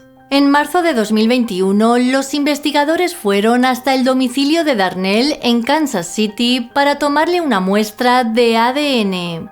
A principios de mayo, los resultados demostraron la coincidencia de las muestras, por lo que inmediatamente Darnell fue detenido y extraditado a Montgomery.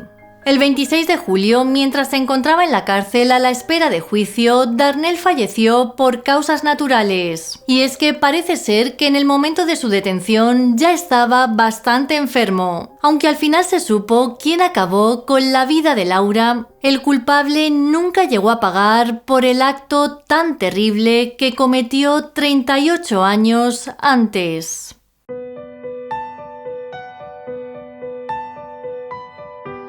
En 1994, Catherine Janeiro era una madre soltera de 20 años que residía en la ciudad de Barrie, Ontario, junto a su hija de 2. Aprovechando que la niña estaba pasando el fin de semana con los abuelos, la noche del 9 de octubre, la joven salió para tomar algo. Después continuó la fiesta en su casa con algunas personas que había conocido en un bar. Tal vez esto fue un error fatal.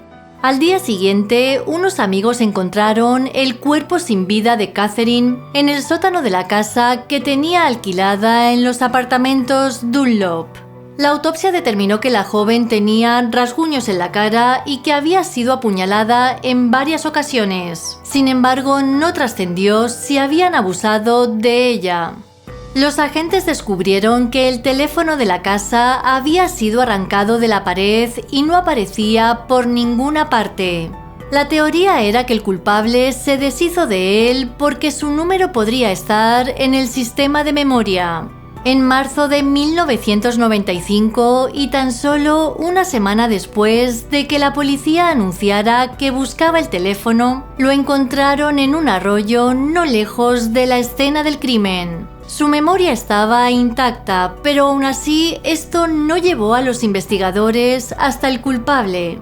En 1999, y tras una investigación extensa, el caso fue entregado a la policía de Ontario. La intención era ver si con su tecnología podían aportar algo nuevo, pero lamentablemente esto no arrojó luz sobre quién podría ser el autor del crimen. En febrero de 2012, la investigación fue devuelta al servicio de policía de Barrie, quienes volvieron a repasar las declaraciones de los testigos y las pruebas físicas halladas en el lugar de los hechos. Por otro lado, también buscaron la opinión de expertos en varios campos científicos y de investigación, incluido el análisis de ADN y la mezcla de ADN tanto en Canadá como en Estados Unidos. Gracias a esto, pudieron eliminar a varias personas de interés en el caso y comenzaron a centrarse en individuos cercanos a Catherine. Good morning. My name is Sergeant Kevin Scales. I'm a detective here in the Barrie Police Homicide Unit. Today I'd like to provide you with an update on a historical investigation. The Barrie Police Service is pleased to announce that yesterday morning a 58-year-old Barrie man was arrested and has been charged with murder in the death of Catherine Gennaro. He is scheduled to appear via video today at the Ontario Court of Justice located in Barrie to be remanded into custody. En 2019 recibieron una pista que hizo que el 13 de enero de 2021 el caso diese un giro radical. Ese día, los investigadores de homicidios consiguieron arrestar a Robert Bruce McQueen, de 58 años, por el asesinato de Catherine Gennaro. Este hombre, también de Barrie, fue acusado de asesinato en primer grado y en la actualidad se encuentra en la cárcel a la espera de juicio. Según los agentes, Robert y Catherine se conocían, pero no quieren dar más detalles hasta que no finalice el juicio. Cuando el nombre de McQueen comenzó a circular en las redes sociales tras su arresto, pocas personas le reconocieron, ya que su alias era Bruce Ellis. Varios conocidos que no quisieron dar su nombre contaron a los medios de comunicación que McQueen o Ellis trabajaba de manera esporádica en la construcción, ya que salía y entraba continuamente de la cárcel. Dawn, la hija de Catherine, que tenía tan solo 2 años en el momento de su muerte, declaró lo siguiente: "Quiero agradecer a quienes nunca perdieron la esperanza de buscar al culpable. Ojalá mis abuelos Dinora y Fernando Gennaro estuvieran vivos para ver este día. El dolor es el sentimiento más familiar para mí. El cierre del caso de mi madre ayudará finalmente a traerme un poco de paz".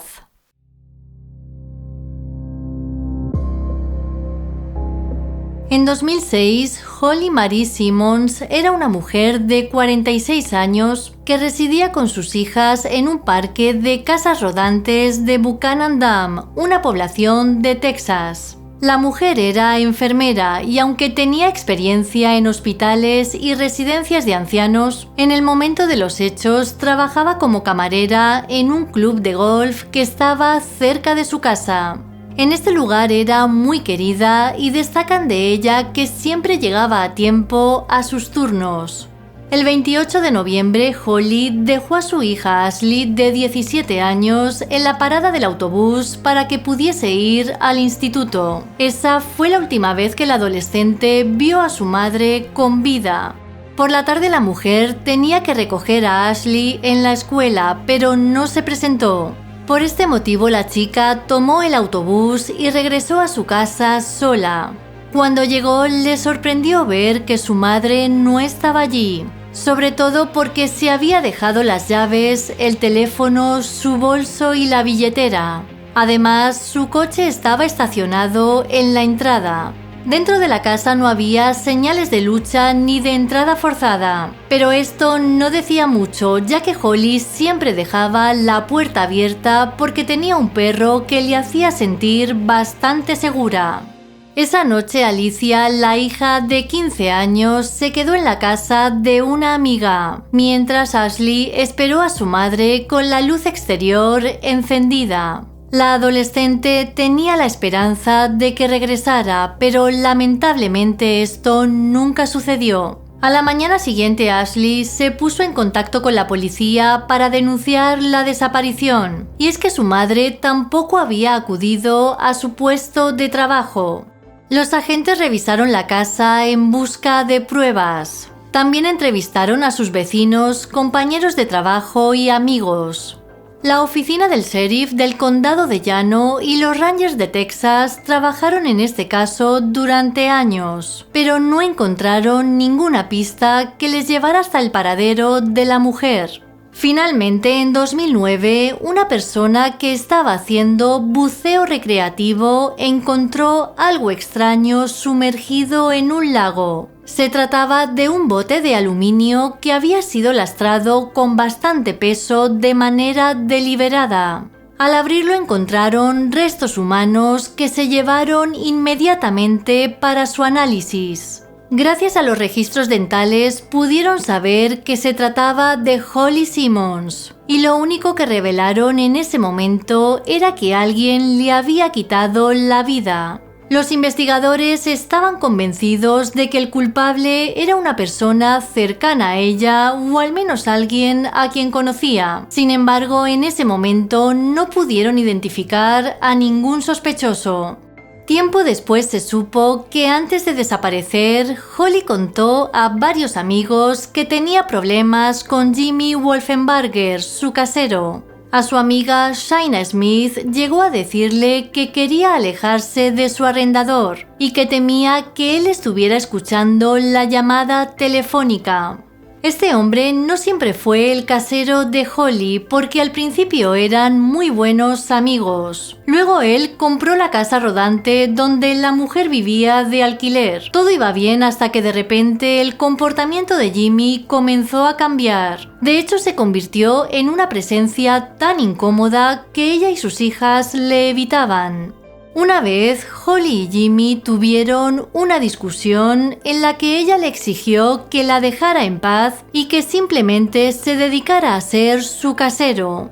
Los informes del caso revelaron que esto se debió a que Jimmy mostró un comportamiento inapropiado con su hija de 15 años. Más tarde, Ashley Simmons declaró lo siguiente: hizo que fuera muy incómodo como propietario, incluso para que vinieran amigos y familiares. Desde el principio la chica le dijo a los investigadores que Jimmy era el responsable de la desaparición y muerte de su madre. Nunca dudó ni por un solo segundo que se tratara de otra persona.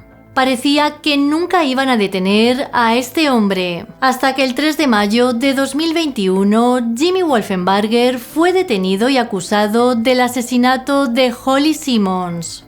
Los agentes creen que Jimmy estranguló a la mujer en el remolque con una cuerda y que después se deshizo de su cuerpo en el lago. Además, están convencidos de que el hombre tuvo ayuda para trasladar el cuerpo. Después de su detención, Jimmy fue puesto en libertad tras pagar la fianza de $2 millones que le fijaron.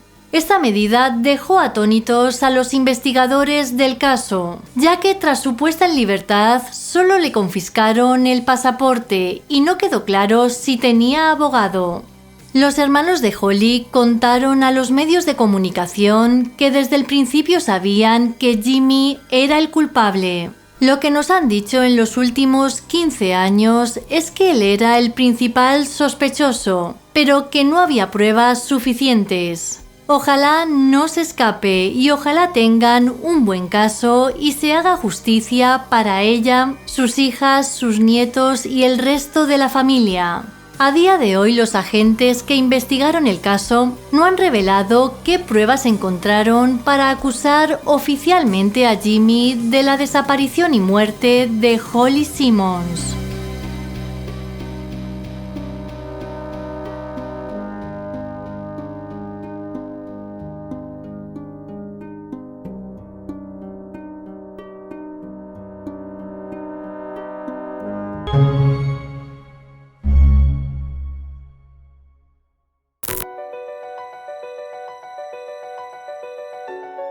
En 1974, Lori Neeson, de 15 años, vivía con su madre y su hermana de 13 en Columbus, Ohio. La adolescente era una estudiante con honores de la escuela secundaria Eastmoor. La noche del 27 de septiembre acudió al partido de fútbol americano que se jugaba en dicha escuela.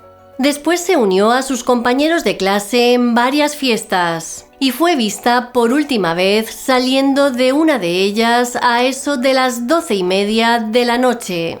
Pero lamentablemente Lori nunca llegó a casa. Su madre llamó a la policía e inmediatamente comenzaron a buscarla. La mañana del 28 de septiembre su cuerpo fue encontrado en una carretera de Reynoldsburg, a tan solo 16 minutos en coche de Columbus. Su atacante la dejó desnuda en una zanja y a lo largo de la carretera estaba su ropa esparcida. Lo extraño fue que en un primer momento la muerte de Lori no se clasificó como un homicidio. El forense directamente lo describió como una muerte por asfixia de origen indeterminado. Con la falta de pruebas y con las pocas capacidades que había en ese momento con los test de ADN, el caso se enfrió y permaneció así durante décadas. A lo largo de los años, revisaron el caso de Lori 2 veces, una en 1998 y otra en 2007, pero sin éxito.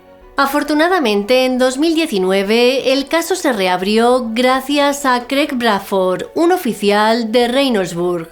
Basándose en una corazonada, le pidió a la oficina del forense que revisara el caso, ya que en los archivos se encontró varias inconsistencias que sugerían que la muerte de Lori se había debido a un juego sucio. En septiembre de 2020, Bradford consiguió que la muerte de Lori Neeson fuera declarada oficialmente como un homicidio. Por su parte, la familia de la chica siempre mantuvo que alguien había acabado con su vida. Toni, la hermana, declaró lo siguiente: "Alguien sabe algo. Una niña de poco peso y 15 años no se acuesta desnuda al costado de la carretera y muere sola". Cuando la muerte de Lori fue declarada como homicidio, el sargento de policía Jim Coslow recibió una llamada de teléfono que cambiaría el rumbo de la investigación. Al otro lado se encontraba la prima de Karen Adams, una joven cuyo destino fue similar al de Lori.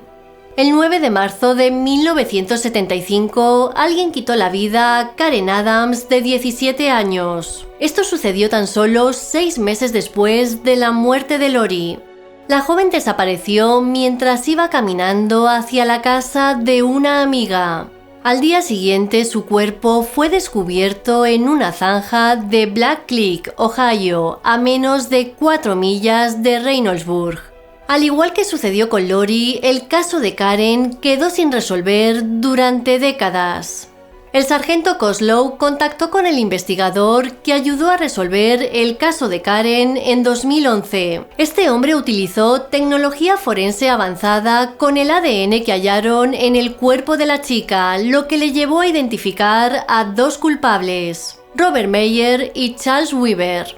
Según los registros, estos 2 individuos se conocieron en prisión en la década de los 60.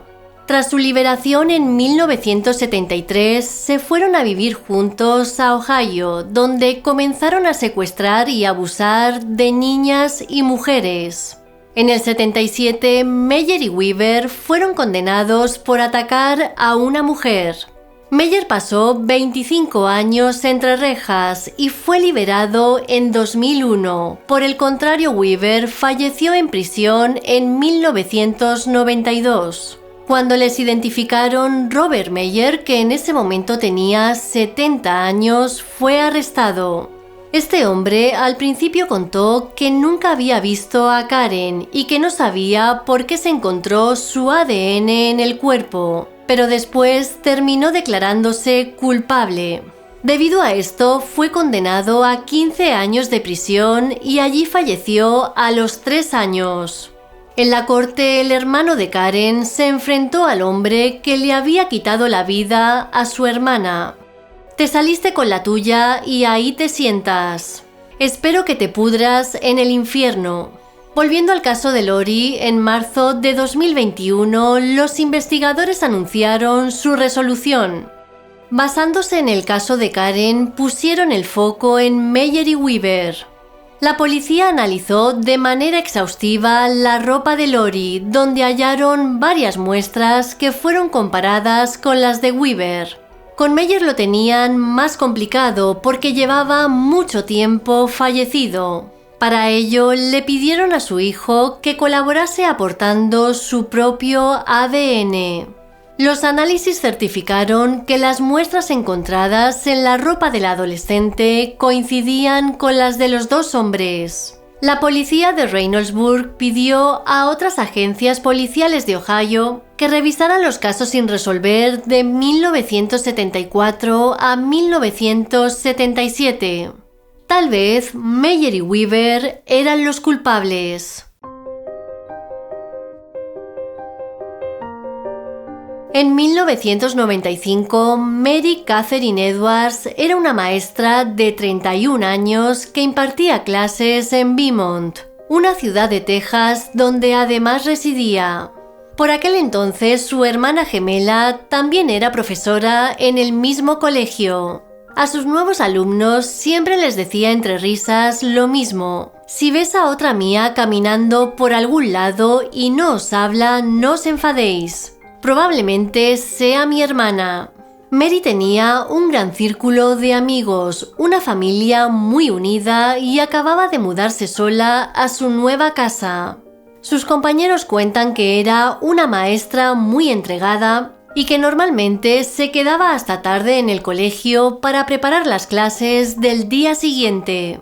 El 13 de enero a eso de las 5 de la tarde, Mary fue vista saliendo de la escuela. Según los informes, la mujer se fue a su casa, paseó a su perro como de costumbre y se sirvió una copa de vino antes de llamar por teléfono a su novio.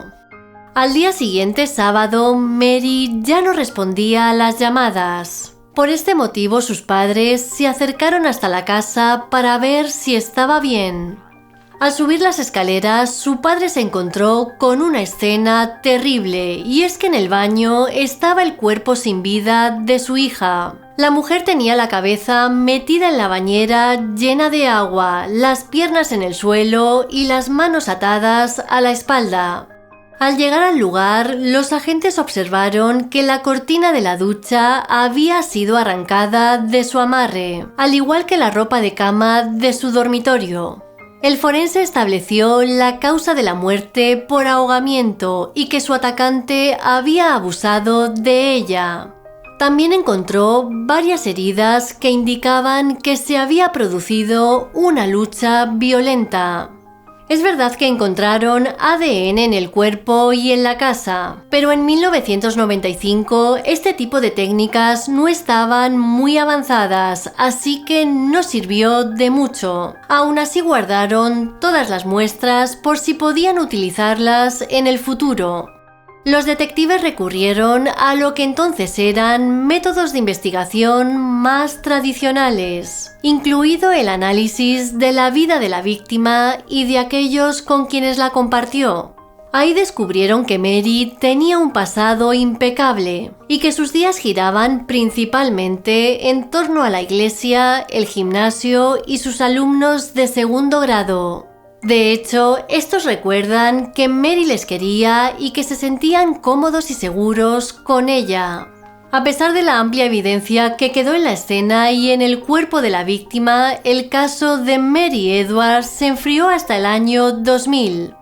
A mediados de ese año, el perfil genético de la persona que atacó a Mary fue introducido en las bases de datos de ADN, incluido el sistema de índice de ADN combinado del FBI o CODIS. Aún así, no obtuvieron ninguna coincidencia. 8 años después, Bob Wortham asumió el cargo de fiscal del distrito del condado de Jefferson. En ese momento, el caso sin resolver de Mary se convirtió en una de sus prioridades. El primer día que presté juramento como fiscal del distrito, llamé a James, el jefe de policía de Beaumont.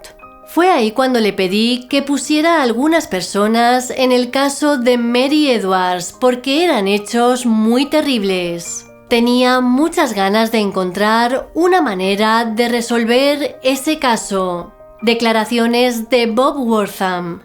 En abril de 2020, los avances en la tecnología del ADN, incluida la aparición de la genealogía genética, brindaron a los agentes esa oportunidad. Esto les llevó hasta un laboratorio forense especializado en pruebas de ADN para las agencias policiales. Aunque la muestra que tenían estaba bastante degradada, los científicos forenses pudieron extraer una pequeña muestra del culpable que aún estaba almacenada. Luego, los investigadores de casos abiertos ingresaron el perfil del sospechoso en una base de datos de genealogía pública. Hay que decir que para los investigadores esto se ha convertido en una herramienta importante en los últimos años. En el caso de Mary, varios de los primos segundos del culpable y otros parientes lejanos aparecieron en la base de datos. Los investigadores obtuvieron muestras de ADN de unos 30 parientes lejanos, quienes cooperaron voluntariamente con la policía. Finalmente, la lista se redujo a 2 hombres: Clayton Vernon Foreman, de 61 años, y su hermano. Los detectives profundizaron en sus antecedentes y descubrieron que el único que tenía era Clayton. Parece ser que este hombre en 1981, es decir, un año antes de casarse con su primera esposa, se declaró culpable de abusar de una mujer. Debido a esto, solo fue condenado a 3 años de libertad condicional. Al descubrir esta información, los investigadores siguieron el rastro de Clayton hasta Ohio, el lugar donde residía. Lo que hicieron fue recoger la basura que dejaba al lado de su casa, para así comparar el ADN con el de la escena del crimen. Luego, los análisis demostraron que el ADN encontrado en los artículos de la basura coincidía con el perfil genético de la persona que le quitó la vida a Mary. In 2020, Bowman police investigators and the Texas Rangers enlisted the assistance of forensic scientists to review DNA evidence from the scene. Utilizing technological advances, investigators were able to link DNA profile recovered at the scene to a 61-year-old suspect, Clayton Bernard Foreman, of Reynoldsburg, Ohio. Los agentes descubrieron que Clayton y Mary se conocían. Al parecer, se habían graduado en la misma escuela secundaria, pero no solo eso. Además, Mary en 1982 fue la dama de honor en la primera boda de Clayton. El 29 de abril de 2021, Clayton Foreman fue arrestado y acusado de asesinato en primer grado. Sus antiguos compañeros de clase quedaron atónitos por las acusaciones en contra del hombre. Según contaron, él era el que planificaba las reuniones de antiguos alumnos. Incluso estuvo a cargo de los homenajes a aquellos compañeros de clase que habían fallecido desde la graduación, como era el caso de Mary. Bob Wortham declaró que estaba muy orgulloso del departamento de policía. Según él, habían conseguido cerrar un caso que llevaba años sin resolver. En 1976, Jane Stalcup era una estudiante de enfermería de 19 años que residía con su familia en Garden Grove, una ciudad del condado de Orange, California. El 19 de diciembre acudió a la fiesta de un amigo, pero por desgracia nunca más regresó a su casa. Su desaparición inspiró una búsqueda masiva por parte de agentes, oficiales y voluntarios en todo el condado. Tras varios días de búsqueda, la joven fue encontrada en el asiento delantero de su Ford Falcon. El vehículo estaba estacionado en un complejo de apartamentos en Jockey Street, a poca distancia de su casa. Según la autopsia, la joven falleció por asfixia mecánica. Además, su atacante había abusado de ella. Como ya hemos visto en los casos anteriores, la tecnología de la época era muy pobre, así que el caso acabó enfriándose con el paso del tiempo. En 2002, el Laboratorio de Criminalística examinó hisopos recolectados de la escena del crimen. Gracias a eso, lograron aislar el ADN de un hombre entonces no identificado que estaba presente en el momento de la muerte de Jane. Pero lamentablemente los investigadores con estas muestras no obtuvieron resultados. La policía de Garden Grove hizo repetidos intentos de vincular el ADN encontrado en la escena con un sospechoso, pero a lo largo de los años agotaron las numerosas pistas que tenían. Neil, la hermana de Jane, que tenía tan solo 15 años en el momento de los hechos, declaró lo siguiente: "He visto el archivo del detective sobre el caso y debe tener al menos 3 pulgadas de grosor. Hemos pasado por 3 generaciones de detectives en esta investigación. En 2020, los agentes de Garden Grove le pidieron a la oficina del fiscal del distrito que abriera una investigación de genealogía genética. Finalmente, el 14 de julio de 2021 anunciaron en una rueda de prensa el nombre del culpable. Gracias a los avances, consiguieron identificar a Terry Dean Hawkins como la persona responsable del abuso y asesinato de Jane. Hawkins falleció en 1977 a la edad de 23 años en una cárcel del condado de Orange. Según los informes, en el momento de los hechos, trabajaba como mecánico y vivía en Garden Grove. El hombre además tenía antecedentes de tráfico de sustancias, armas y exhibición indecente. Hawkins fue acusado pero nunca condenado del asesinato en 1975 de una mujer de 30 años. Al parecer ese caso fue desestimado sin más y nadie fue condenado. El 4 de julio de 1977, es decir, 7 meses después de la muerte de Jane, este sujeto fue arrestado por alteración del orden público. Al día siguiente murió en su celda por una sobredosis. Los agentes contaron que nadie de la familia conocía a este hombre, lo que les lleva a pensar que la muerte de Jane fue un acto de violencia al azar. Su teoría es que la noche de los hechos, la joven fue secuestrada cuando se estaba subiendo a su vehículo. Los agentes compartieron la resolución del caso con Neil, aunque les hubiese encantado comunicárselo también a su madre, pero ya había fallecido.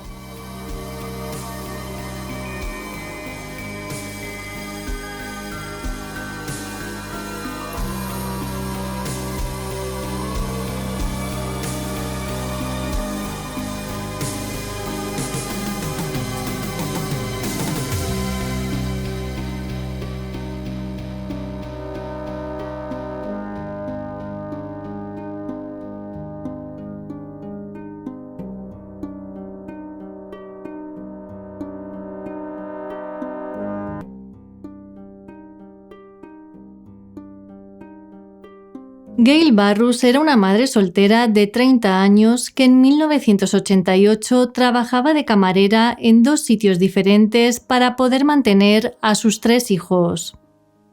Gail fue vista por última vez entre las 3 y las 4 de la mañana del 9 de octubre en la cafetería Spitz, que estaba situada en Battle Creek, Michigan. Según varios testigos, Gail iba acompañada por 2 hombres de identidad desconocida y daba la sensación de que estaba discutiendo con uno de ellos. A partir de aquí, nadie más volvió a verla con vida. Los agentes interrogaron a varios hombres y 2 de ellos se convirtieron en personas de interés. De hecho, uno de ellos llegó a ser sospechoso de la desaparición de Gail. Este sospechoso se llamaba Roger Allen Plato y para los detectives era el hombre que estaba discutiendo con Gail la noche de su desaparición. La otra persona de interés era Richard Compton, amigo y compañero de piso de Plato. Sin embargo, el caso dio un giro radical cuando el 22 de octubre una mujer denunció que Plato la había secuestrado para abusar de ella. Cuando la policía fue a detenerle, Plato, de 24 años, se puso muy agresivo e intentó disparar a los agentes. Así que debido a esto, el hombre recibió varios impactos de bala que acabaron con su vida. El cuerpo de Plato fue incinerado, pero afortunadamente durante la autopsia le extrajeron una muestra de sangre que fue almacenada. Después de este suceso y tras varios días de búsqueda, el 25 de octubre, unos cazadores hicieron un descubrimiento terrible. Cerca de River Road, en Emmett, encontraron el cuerpo sin vida de una mujer que posteriormente fue identificada por las autoridades como Gail Barrus. Según la autopsia, la mujer había sido apuñalada en varias ocasiones y además su agresor había abusado de ella. De su cuerpo pudieron extraer varias muestras de ADN del atacante que compararon con la sangre de Plato, pero esta prueba salió inexacta y fue descartado. Hay que recordar que por aquel entonces los análisis de este tipo eran muy básicos, pero aún así guardaron todas las muestras por si podían utilizarlas en el futuro. Por otro lado, Richard Compton fue interrogado de nuevo por el asesinato de Gail y negó cualquier participación o conocimiento sobre su muerte. Así que después de esto, y al no encontrar más pistas, el caso se fue enfriando con el paso de los años. Hasta que en 2018, James Barrus, de 45 años, contactó con el departamento de policía de Battle Creek. Este hombre era el hijo mayor de Gail y quería que volviesen a investigar la muerte de su madre. Fue Scott Marshall, detective de casos fríos, quien comenzó a revisar los archivos antiguos. Y lo primero que observó fue que en su momento no le habían hecho la prueba de ADN a Richard Compton a pesar de haber sido una persona de interés. Cuando quiso dar con el paradero de Compton, descubrió que éste había fallecido en 2009, por lo que tuvo que pedir una orden para exhumar su cuerpo y así poder comparar su ADN con el encontrado en el cuerpo de Gail. Pero al hacer la prueba, vieron que ambas muestras no coincidían. En 2020, el sargento Chris Basic, del departamento del sheriff del condado de Calhoun, estaba realizando un inventario de recopilación de pruebas cuando encontró la muestra de sangre de Plato. Según Chris, estaba revisando casos antiguos para ver si necesitaba conservarlos cuando recordó haber leído un informe sobre la investigación de Gail. Así que inmediatamente se puso en contacto con Scott Marshall y le entregó la muestra de sangre de Plato. Finalmente, el 30 de enero de 2021, Scott Marshall anunció en una rueda de prensa que las muestras de Plato coincidían con las encontradas en el cuerpo de Gail. Pero como este hombre había fallecido en 1988, no pudieron presentar cargos contra nadie, así que no tuvieron más remedio que cerrar la investigación. James Barrus declaró que tanto él como el resto de la familia sentían cierto alivio porque finalmente tenían las respuestas que habían estado esperando durante décadas. En breve viajará hasta Battle Creek para agradecerle en persona a Scott Marshall su implicación en el caso.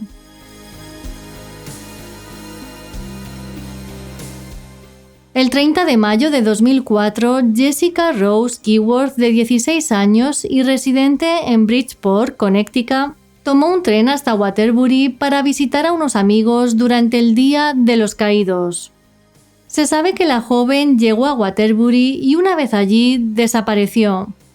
Lamentablemente, el 1 de junio de 2004, su cuerpo fue encontrado en el hueco de la escalera de una casa multifamiliar abandonada en esa localidad. Según la autopsia, la joven había fallecido al ser privada de aire por otra persona.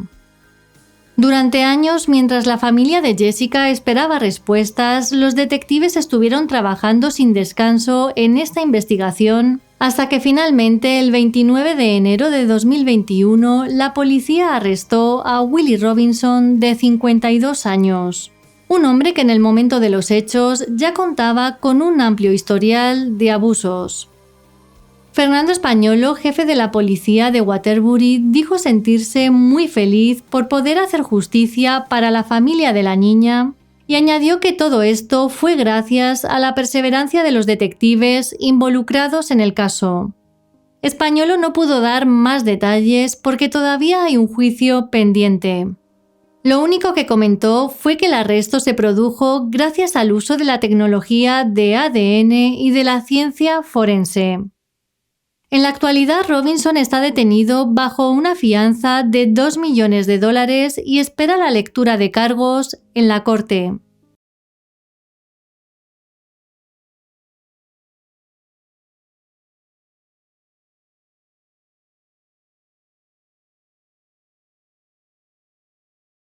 En 1992, Lori Hoods era una joven de 25 años que vivía en Mountain View, California, y trabajaba como ingeniera informática en Adobe Systems.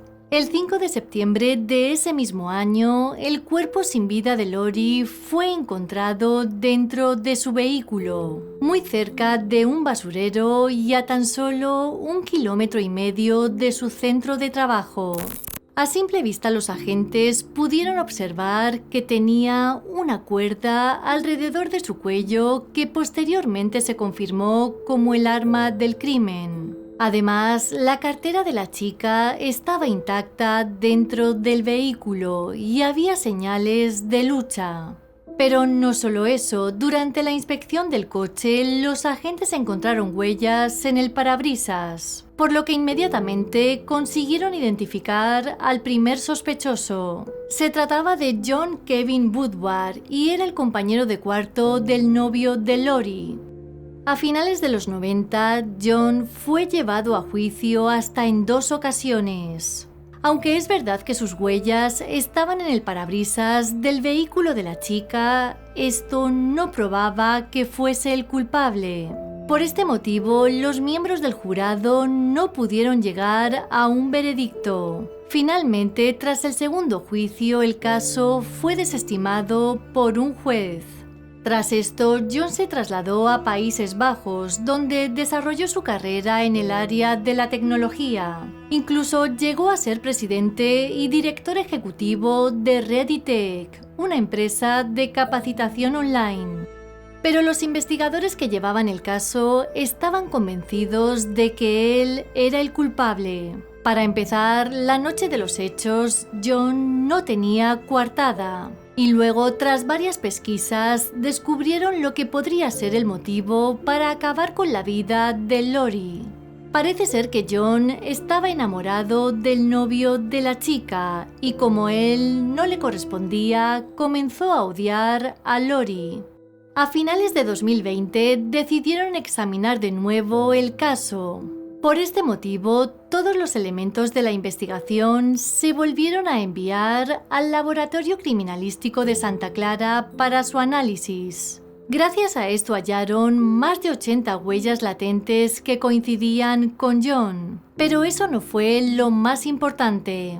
En 2021, con el desarrollo de la tecnología forense, lograron obtener ADN de la cuerda con la que Lori fue asesinada. Este ADN pertenecía a John, por lo tanto, ya no había dudas sobre su culpabilidad. Finalmente, el 9 de julio de 2022, John Kevin Woodward, de 58 años, fue arrestado en el aeropuerto JFK de Nueva York. Para ello, tuvo que ser extraditado desde Ámsterdam.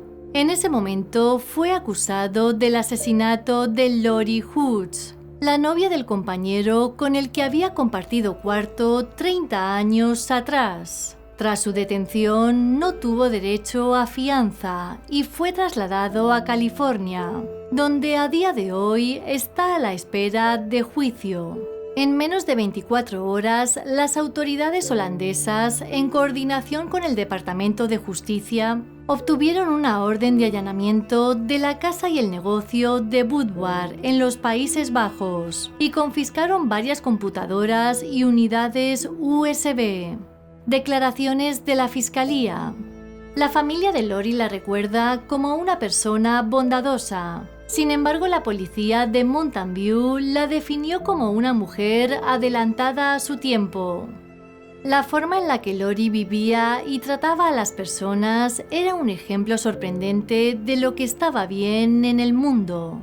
Ella era una joya para muchos, pero nos arrebataron su brillante vida a la edad de 25 años. Tenemos la esperanza de que finalmente se pueda hacer justicia para Lori y estamos increíblemente agradecidos con las agencias de aplicación de la ley que nunca se han rendido con ella.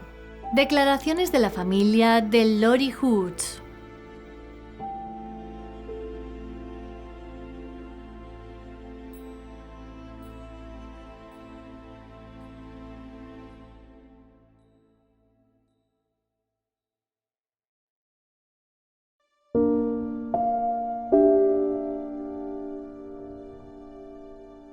En 1981, Nora Sheehan era una madre de 3 hijos de 54 años que residía en un pueblo de Cork, Irlanda.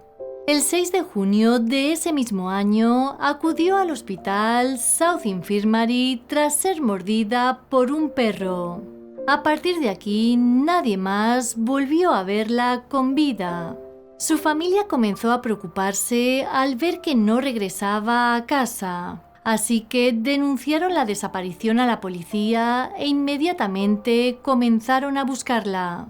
El 12 de junio, es decir, una semana después, unos trabajadores forestales encontraron el cuerpo sin vida de Nora en el bosque Saipul Buttes, a 28 kilómetros de donde fue vista por última vez. En ese momento los investigadores no revelaron cómo murió, pero sí contaron que se trataba de una muerte violenta.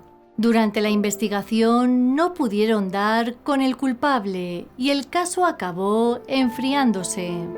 En 2016, el equipo de revisión de delitos graves reabrió el caso. Se sabe que durante varios años estuvieron examinando todos los detalles que en su momento encontraron los anteriores investigadores.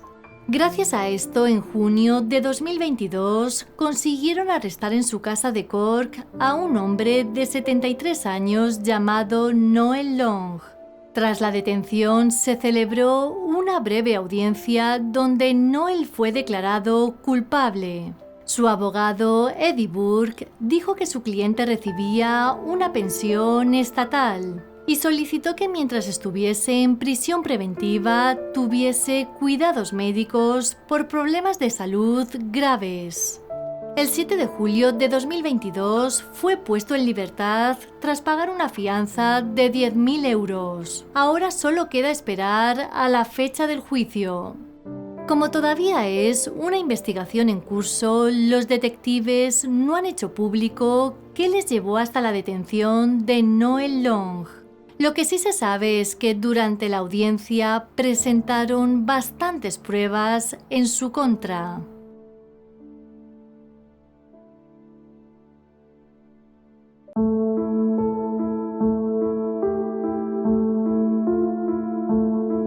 En 2005, Antonio, de 80 años, vivía con su esposa Luz, de 77, en Cleveland, Texas, ciudad en la que ya llevaban residiendo más de 2 décadas. Padres de 13 hijos, a principios de los 90 dirigieron un restaurante mexicano, mientras que Antonio, por su parte, era un veterano de la Segunda Guerra Mundial. Pero no solo eso, también eran dueños de una tienda en San Benito, donde vendían su propia cosecha. Por todo esto eran muy queridos en su comunidad.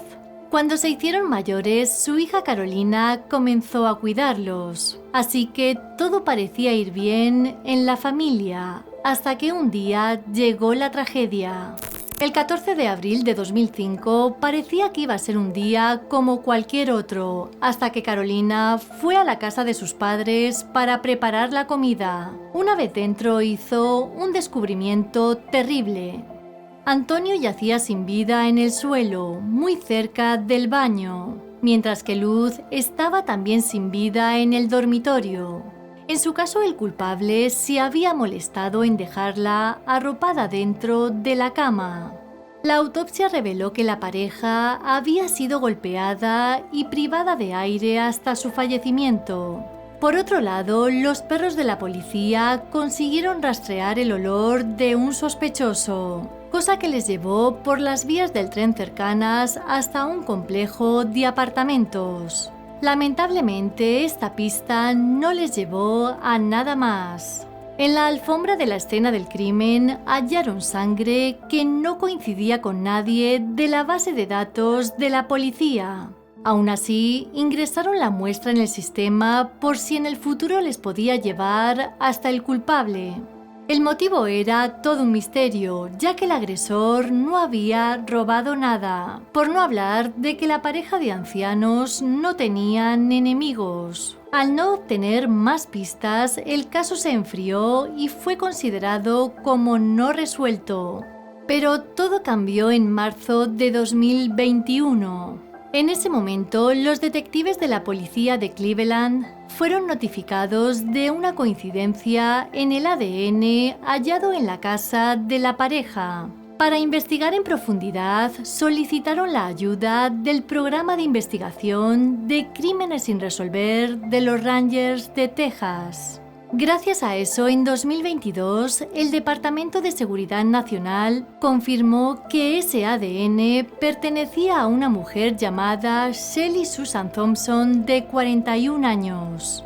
Al parecer, esta mujer estaba cumpliendo condena en una prisión de Texas por tráfico de sustancias. Cuando fue interrogada sobre el crimen, Shelley dijo que no conocía a la pareja y negó estar implicada en su muerte. Para asegurarse, los agentes compararon su sangre con la encontrada en la escena del crimen. Y hay que decir que aquí ya no hubo ninguna duda, porque ambas muestras coincidían.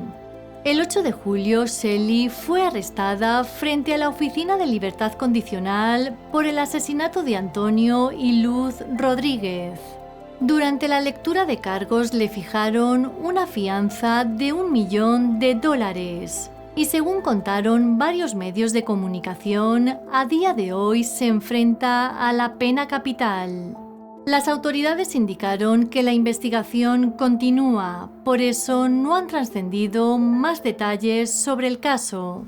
Los hijos de la pareja declararon que estaban convencidos de que este día llegaría y sobre todo que se sentían muy agradecidos con el trabajo de las autoridades, ya que eso ayudaba a sanar las heridas. A Shelley, la mujer arrestada, no la conocían de nada y están convencidos de que hay más personas involucradas en el asesinato de sus padres.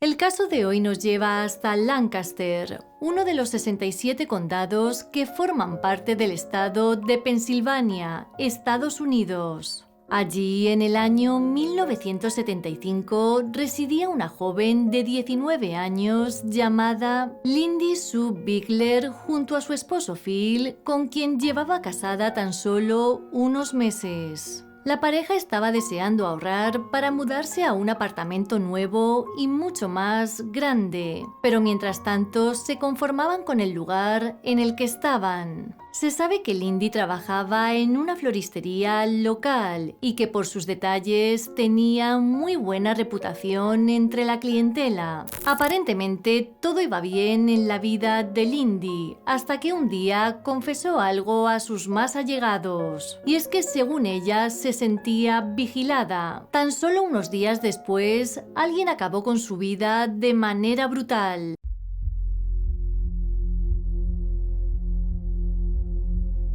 El 5 de diciembre de 1975 comenzó como cualquier otro día en la vida de Lindy. Primero fue a trabajar a la floristería. Al terminar, se pasó por la oficina de su esposo para que le entregara un cheque y después se fue hasta un supermercado para hacer la compra.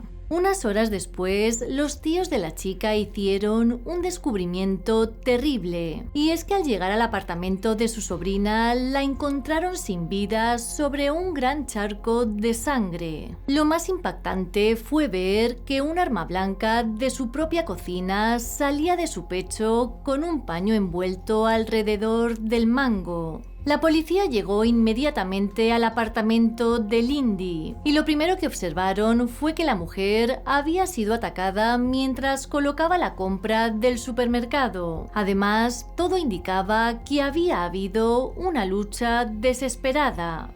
Craig Stedman, fiscal del distrito del condado de Lancaster, declaró tiempo después que Lindy había luchado por su vida porque presentaba varias heridas defensivas en sus manos. Pero no solo eso, en las paredes de su casa había numerosas salpicaduras de sangre. Pese a que no obtuvieron grandes pistas en el lugar de los hechos, las autoridades consiguieron recopilar varias muestras de ADN y dedujeron por una huella que el asesino era un hombre.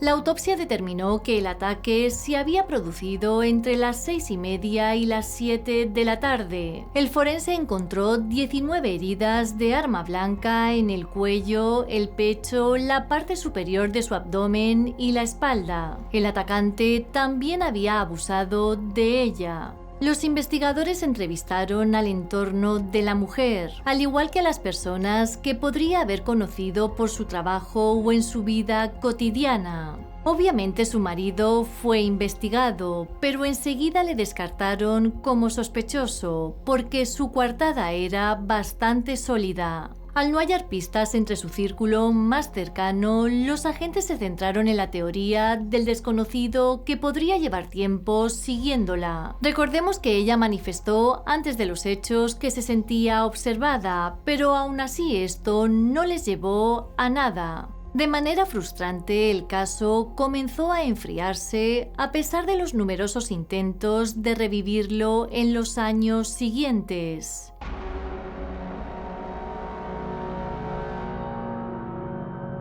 En el 97 se creó un perfil de ADN utilizando el material genético que recolectaron en la escena del crimen y que incluía fluido de la ropa interior de Lindy. En el año 2000, estas muestras se introdujeron en el CODIS con la esperanza de que hubiese al menos una coincidencia. Pero lamentablemente esto no ocurrió porque el dueño del ADN no tenía antecedentes policiales. En 2019, la unidad de casos sin resolver del fiscal del distrito decidió llevar a cabo otra revisión. Gracias a los avances en las técnicas de ADN, con lo que tenían pudieron deducir el tono de la piel, el color de los ojos y el color del cabello del sospechoso. A partir de estos datos, ese mismo año publicaron imágenes nuevas por si alguien podía reconocerle. Además, ahora sabían algo que era muy importante, y era que ese sujeto tenía ascendencia mediterránea, potencialmente italiana o iraní.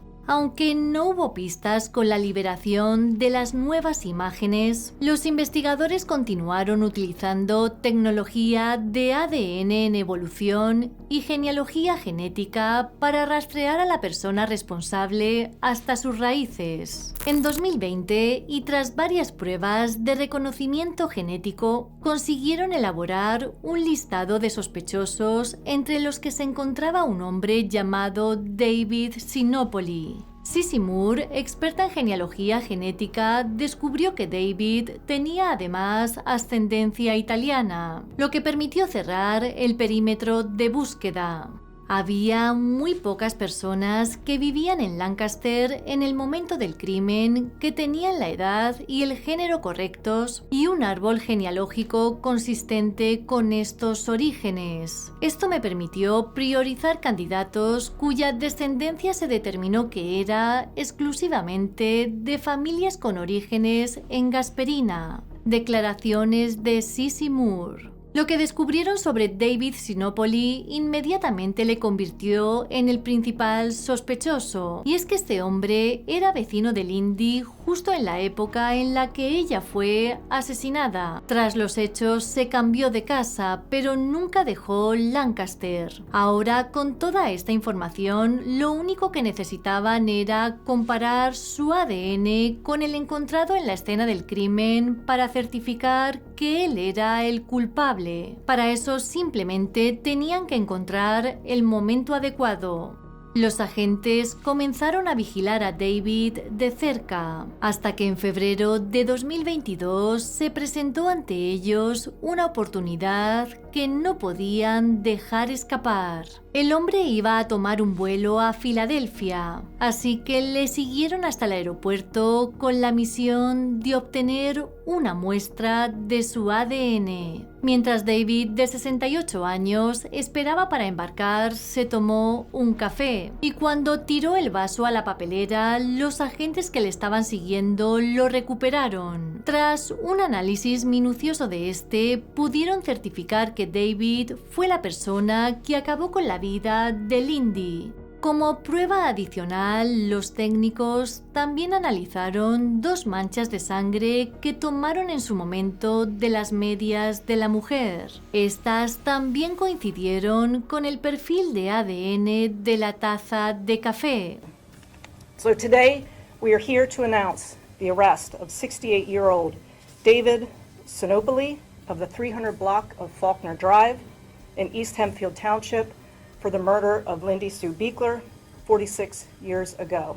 El hombre, que fue arrestado sin incidentes y acusado de asesinato, se encuentra a día de hoy recluido sin derecho a fianza en la prisión del condado de Lancaster a la espera de juicio. Este arresto marca el comienzo del proceso penal en el caso de homicidio sin resolver más antiguo del condado de Lancaster. Esperamos que brinde cierta sensación de alivio a los seres queridos de la víctima y también a los miembros de la comunidad que durante los últimos 46 años no obtuvieron respuestas. Lindy Sue Beekler estuvo en la mente de muchos a lo largo de los años. La policía nunca se olvidó de ella. Declaraciones de Heather Adams, fiscal del distrito del condado de Lancaster.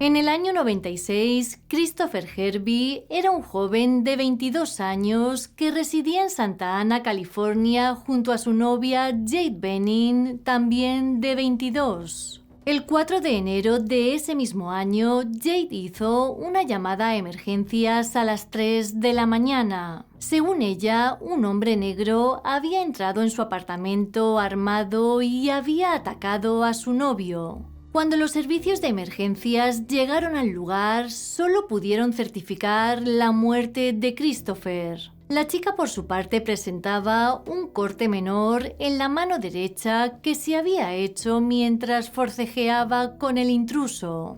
El arma nunca fue encontrada. La policía inmediatamente interrogó a los vecinos de la pareja. Uno de ellos afirmó que esa misma noche había visto a un hombre salir corriendo del edificio de apartamentos. Pero no solo eso, otros vecinos contaron a los agentes que poco antes de los hechos habían escuchado una fuerte discusión entre Jade y Christopher que duró alrededor de 15 minutos. Debido a esto, la chica fue entrevistada por los investigadores, pero al no hallar nada en su contra, no fue arrestada. A partir de aquí, y al no encontrar pistas importantes, el caso acabó enfriándose, hasta que de repente, un día, recibieron una carta anónima. En enero de 2020, es decir, 26 años después de lo sucedido con Christopher, la policía de Santa Ana recibió una carta anónima que señalaba directamente a Jade como la persona que le había quitado la vida a Christopher. Tras esto, la investigación se reavivó y el Departamento de Casos sin Resolver del Condado de Orange siguió la pista de Jade hasta Austin, Texas, el lugar donde residía en ese momento. Finalmente, y tras registrar su vivienda, el 3 de mayo de 2022, la mujer de 48 años fue arrestada por el asesinato de su entonces novio. Jade fue extraditada a California para enfrentarse a los cargos y detenida bajo una fianza de $1 millón. A día de hoy se desconoce qué llevó a los investigadores al arresto de la mujer, pero lo que sí se sabe es que durante el registro de su casa encontraron algo que la involucraba en el crimen. Actualmente se encuentra en la cárcel del condado de Orange a la espera de juicio.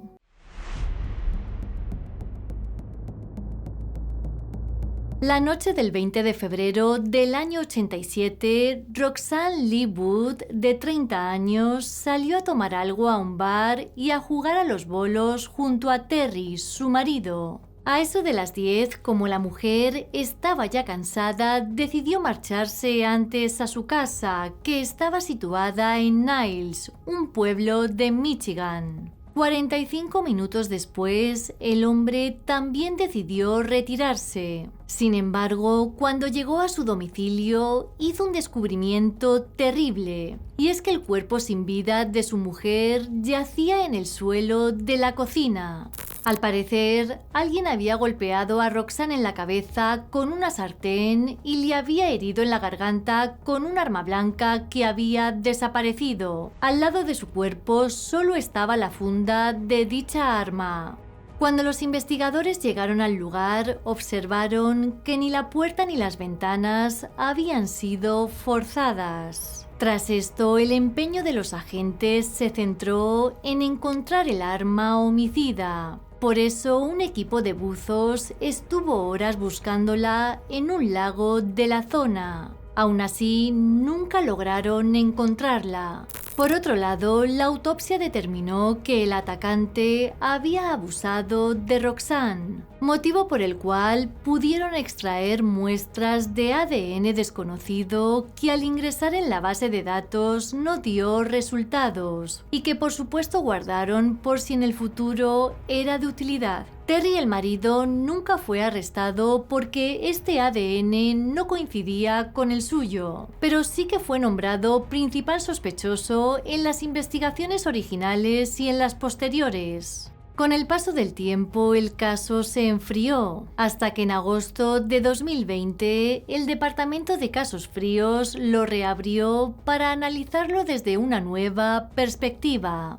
Para ello revisaron más de 3.000 páginas de documentos, reexaminaron las pruebas de la policía de la época y volvieron a entrevistar a posibles testigos. En 2021, los agentes recibieron información de una fuente creíble que señaló como sospechoso a un hombre. Se trataba de Patrick Gilliam, de 67 años.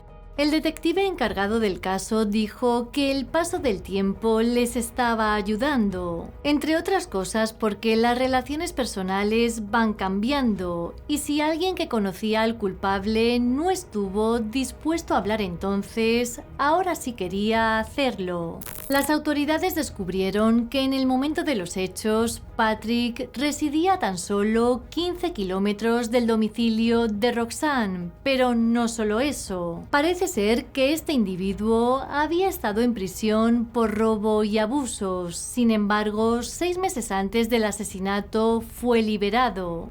En junio de 2021, los investigadores recuperaron la colilla de un cigarrillo que Patrick había tirado en la calle para compararla con el ADN encontrado en el cuerpo de la mujer. La muestra original estaba tan degradada que tardaron varios meses en obtener el resultado. Finalmente, en 2022 se confirmó que ambas muestras coincidían.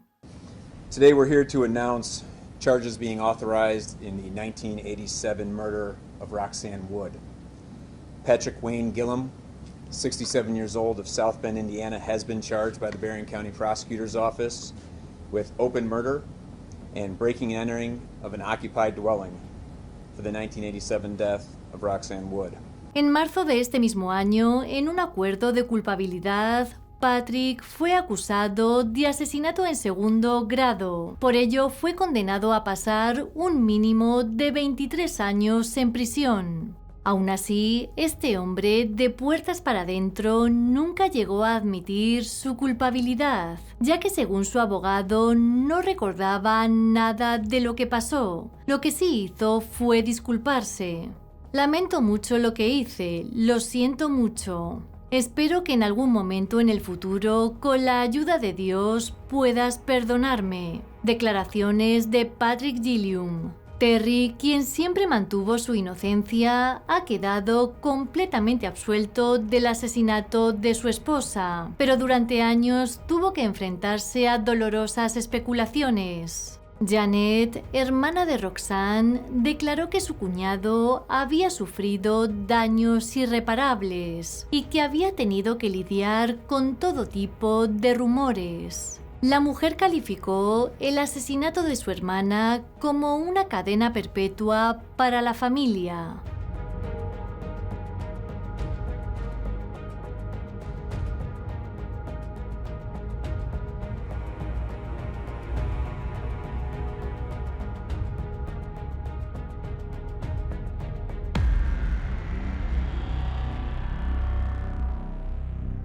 En el verano de 1986, Jessica Susan Gutiérrez, de 4 años, residía en una casa móvil de Lexington, Carolina del Sur, junto a su madre y sus 2 hermanas mayores. La noche del 5 de junio, Jessica y sus hermanas, con las que compartía habitación, se fueron a dormir. Se cree que en algún momento entre las 11:30 de la noche y las 9 de la mañana, un intruso quitó la pantalla y las cortinas de la ventana de la sala de estar, entró en la casa y secuestró a Jessica. Cuando Debra, la madre, fue a despertar a las niñas a la mañana siguiente, vio que su hija pequeña había desaparecido. Rebecca, la hermana de 6 años, le dijo que el hombre con el sombrero mágico y la barba se la había llevado. La mujer buscó por la casa, llamó a los amigos de la niña y también a varios miembros de su familia, más que nada por si habían visto a la pequeña. Pero como nadie sabía nada de ella, denunció la desaparición a la policía.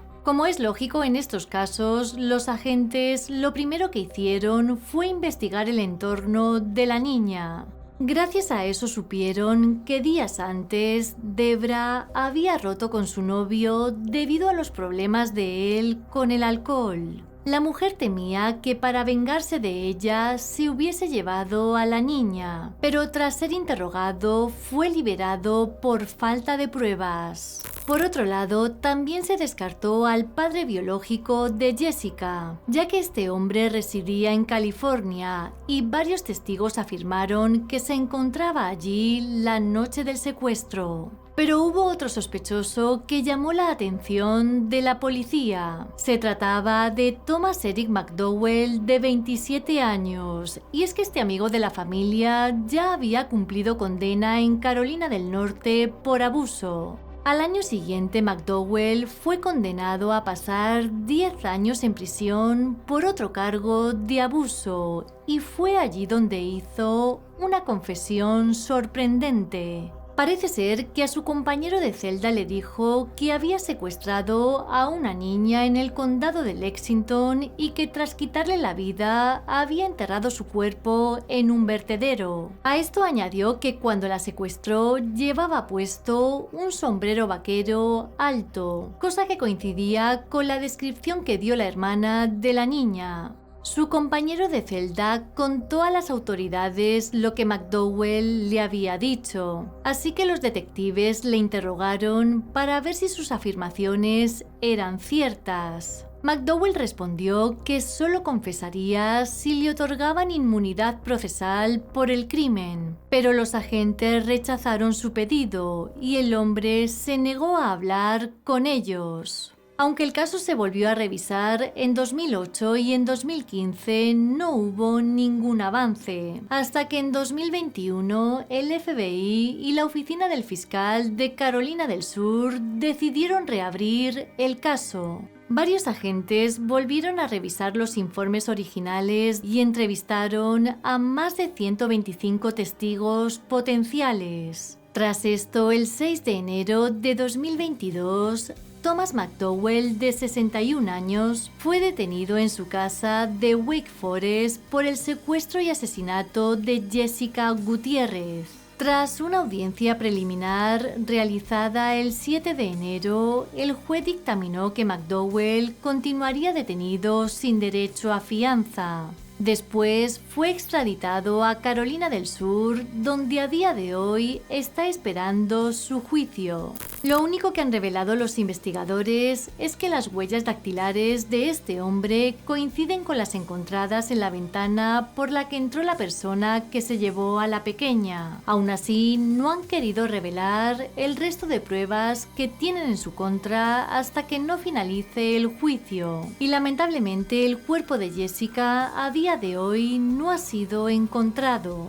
Rebecca, que ahora tiene 42 años, contó que aún recuerda despertarse y ver al hombre levantar a Jessica de su cama y llevársela. Según ella, su hermana nunca se despertó durante su secuestro. Cuando lo presenció estaba tan asustada que no quiso decírselo a nadie. Solo lo hizo cuando su madre descubrió que la niña ya no estaba en su cama.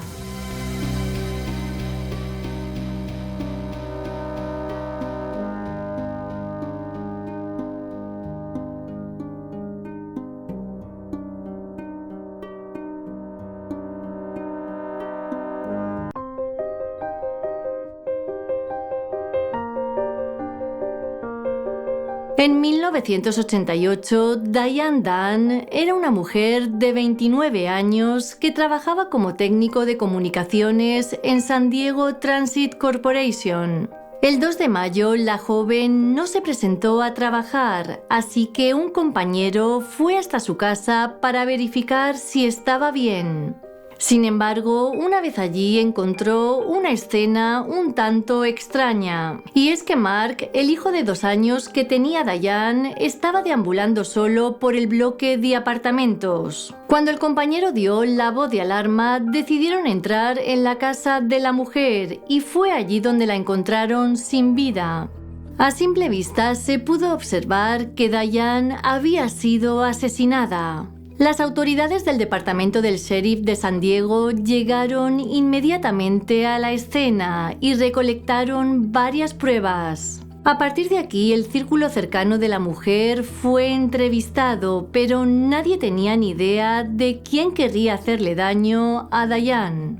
Según la autopsia, Diane sufrió múltiples puñaladas en el área del pecho y fue golpeada con un objeto contundente. Además, debajo de sus uñas recolectaron muestras, todo esto con la esperanza de identificar al culpable a través del ADN. Por otro lado, también encontraron un mechón de pelo en su mano que probablemente arrancó a su atacante mientras luchaba por su vida. Los agentes llevaron a cabo una extensa investigación, pero aún así no pudieron capturar a la persona que acabó con la vida de Diane. Y es que a pesar de tener todas esas muestras, la tecnología de ADN en ese momento estaba prácticamente en pañales. Por lo tanto, no pudieron hacer absolutamente nada. En el año 2000 se identificó un perfil de ADN gracias a las muestras de debajo de las uñas de Diane. Sin embargo, esto no les condujo a identificar a ningún sospechoso. Al año siguiente se realizaron más pruebas, pero desafortunadamente la información no fue suficiente para cargar el perfil en CODIS, que para los que no lo sepáis es la base de datos de ADN del FBI. Las pruebas realizadas en el mechón de pelo también arrojaron un perfil, pero no condujeron a ninguna coincidencia. Los investigadores ya estaban en un callejón sin salida, así que debido a esto, el caso de Diane acabó enfriándose. En 2010, una unidad de casos sin resolver revisó el caso de Diane Dunn. Como ya se había desarrollado nueva tecnología en el campo del ADN, decidieron comparar otra vez las muestras. Gracias a esto pudieron confirmar que tanto las muestras que había debajo de las uñas y el mechón de pelo pertenecían a la misma persona. Lo malo fue que cuando se envió de nuevo el perfil de ADN a CODIS tampoco dio un resultado. En 2020 los investigadores retomaron el caso de Diane, pero en esta ocasión recurrieron a la genealogía genética para encontrar a su asesino. Es importante mencionar que la genealogía genética solo se usa como último recurso en casos de homicidio. En el de Diane se habían agotado todos los métodos para identificar al culpable y durante años no hubo resultados concretos. Lo más probable es que el caso no se hubiese resuelto sin la ayuda de esta técnica. Tal y como contó tiempo después el portavoz del departamento del alguacil. Los investigadores trabajaron extensamente en un árbol genealógico para rastrear al asesino de Diane. Según la oficina del alguacil, se crearon 9 árboles genealógicos, que consistían en unas 1.300 personas conectadas con el sospechoso por sangre o matrimonio. Todo esto fue una tarea agotadora, pero finalmente descubrieron la identidad del asesino de Diane Dunn. Se trataba de un hombre llamado Warren Robertson. Tal y como señalaron los investigadores, Robertson nació en Arkansas, pero cuando era joven pasó un tiempo en San Diego. De hecho, cuando Diane fue asesinada en 1988, él vivía en el mismo complejo de apartamentos que ella. Se sabe que Diane y Robertson eran entusiastas de las carreras y que a menudo las veían en el cajón Speedway, una antigua pista de carreras de California. La familia de Diane nunca había oído hablar de Robertson y de hecho su nombre tampoco apareció durante la investigación inicial. Nadie sabe el alcance de la relación que tenían estos dos vecinos. Pero lo que sí quedó claro era que el ADN que apareció en la escena del crimen era del hombre. A pesar de identificar al sospechoso, este no pudo ser detenido, ya que se descubrió que se mudó de San Diego poco después del asesinato de Diane. Pero no solo eso. Robertson murió en el incendio de una casa en 1999. Cuando los investigadores contaron los resultados a la familia de Diane, se sintieron aliviados al saber que finalmente se había identificado al asesino. I'm so grateful to the detectives and everything that has been done. Mark Bayer, el hijo de 2 años que fue encontrado cerca de la escena del crimen, dijo que era el cierre que él y la familia de su madre necesitaban después de 34 años de búsqueda de respuestas. Mark no recuerda nada de lo sucedido, pero está agradecido de que el caso finalmente se haya resuelto. La hermana de Diane declaró que durante años le preocupaba la idea de morir sin saber quién había matado a la chica. Y aunque algunas de sus preguntas ya tienen respuestas, todavía no alivia el dolor de perder a un ser querido.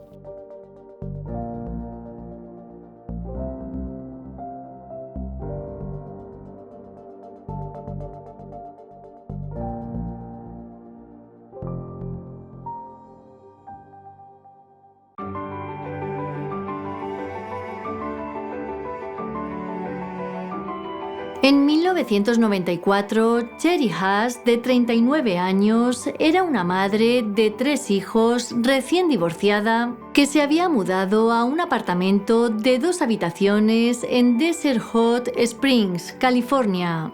La mujer tenía muchos planes para el futuro, entre ellos comprar una casa de campo en el desierto para así poder brindar un hogar lleno de amor para ella y sus hijos. Desafortunadamente eso nunca sucedió porque alguien acabó de manera brutal con la vida de Cherry. La noche del 23 de abril del 94, Cherry llamó a sus padres y les dejó un mensaje en el contestador bastante perturbador. Según contó tiempo después su madre, su hija parecía desesperada y aterrorizada. Lo que dijo a sus padres en ese mensaje era que alguien la había llamado varias veces y que cuando ella contestaba, colgaba. Además, creía que le estaban tomando fotos desde fuera de la casa. Cuando los padres de Cherry escucharon el inquietante mensaje en su contestador, se preocuparon mucho por la seguridad de su hija. Por este motivo condujeron durante 2 horas desde el Valle de San Fernando para ver cómo estaba.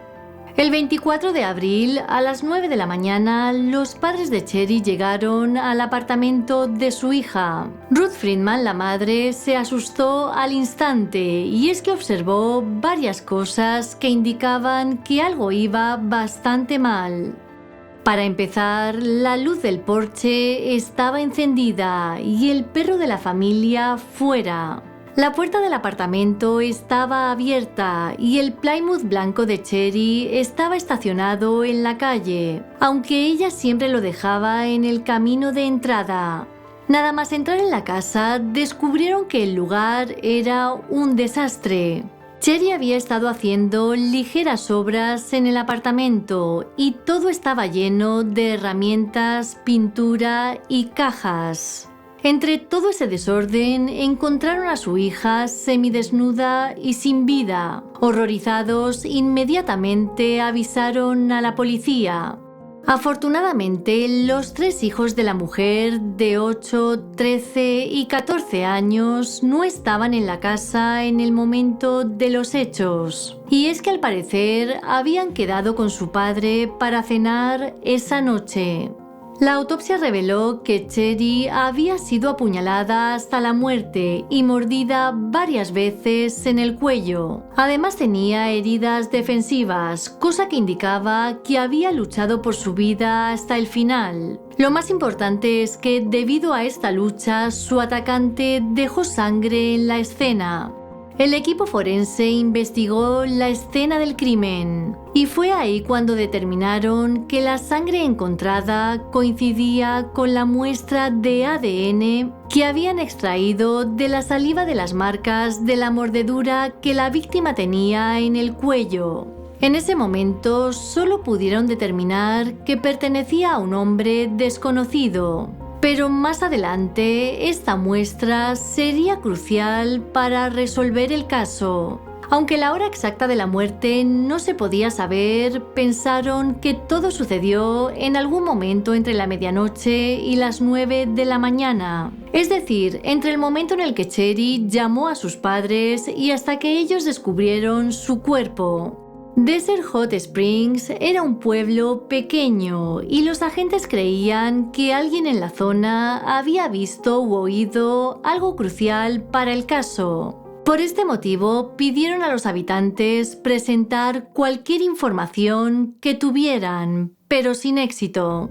Por otro lado, los investigadores tenían la esperanza de encontrar una coincidencia de ADN a través de CODIS. Lamentablemente esto no sucedió, por eso con el paso de los años se convirtió en un caso sin resolver. Durante casi 3 décadas, los amigos y la familia de Cherry se estuvieron preguntando quién podría haberle hecho esto a la mujer, o por qué había sido apuñalada y mordida, ¿conocía a su atacante o era un extraño? A principios de 2022, el equipo regional de Casos sin resolver anunció algo. Según ellos, gracias a la genealogía genética, tenían a una persona de interés en el caso de Cherry Haas. Se trataba de un hombre de 48 años llamado Sharon Eugene Gadlin, quien en el momento de los hechos tenía 20 años y vivía a 19 kilómetros del apartamento de la mujer. El 14 de febrero, y tras obtener una orden judicial por la saliva de Gadlin, los investigadores recuperaron una muestra de la investigación inicial y la enviaron a analizar. 4 días después, el Departamento de Justicia notificó que la saliva de Gadlin coincidía con el ADN recuperado en la escena del crimen en 1994. El 4 de marzo, el equipo de casos sin resolver de Riverside arrestó a Gadlin por el asesinato en primer grado de Cherry Haas. En ese momento fue fichado y se estableció una fianza de $500,000. Luego, el fiscal del distrito, Mike Hestrin, dijo lo siguiente: espero que Cherry y su familia obtengan la justicia que merecen y que llevan tanto tiempo esperando. Nuestro equipo de investigadores de casos sin resolver continuará utilizando tecnología puntera para resolver casos de asesinato en todo el condado de Riverside. Nuestros fiscales continuarán procesando enérgicamente a estos asesinos hasta que obtengan justicia para sus víctimas. A día de hoy no se sabe si Cherry y Gadlin se conocía y tampoco cuál fue el motivo de su asesinato. El 25 de marzo el hombre se declaró inocente de todos los cargos, por lo tanto ahora solo queda esperar a ver qué pasa en el juicio.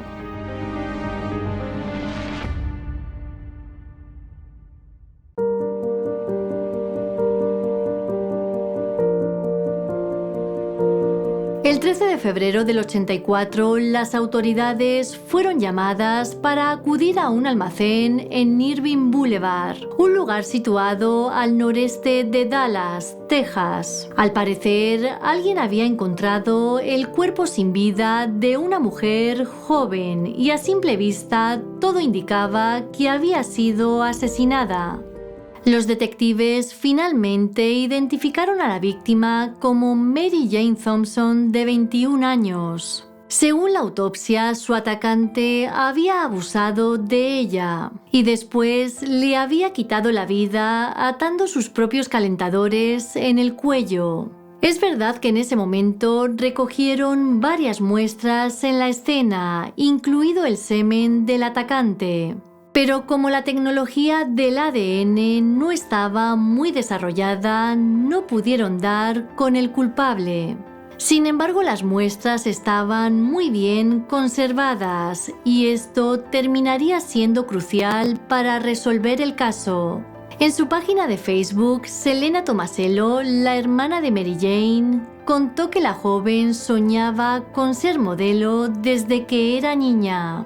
Antes de mudarse a Dallas, Mary Jane vivió en Los Ángeles y Houston. Y también se sabe que tras dejar su ciudad natal, pasó la última Navidad con sus hermanas. En el momento de su muerte trabajaba en una floristería y en un restaurante local. El motivo de tener 2 trabajos era poder pagar sus clases de actuación y modelaje, ya que esperaba que todo esto la ayudara a entrar en la industria. Pero desgraciadamente, cuando llevaba tan solo 6 meses en Dallas, fue asesinada.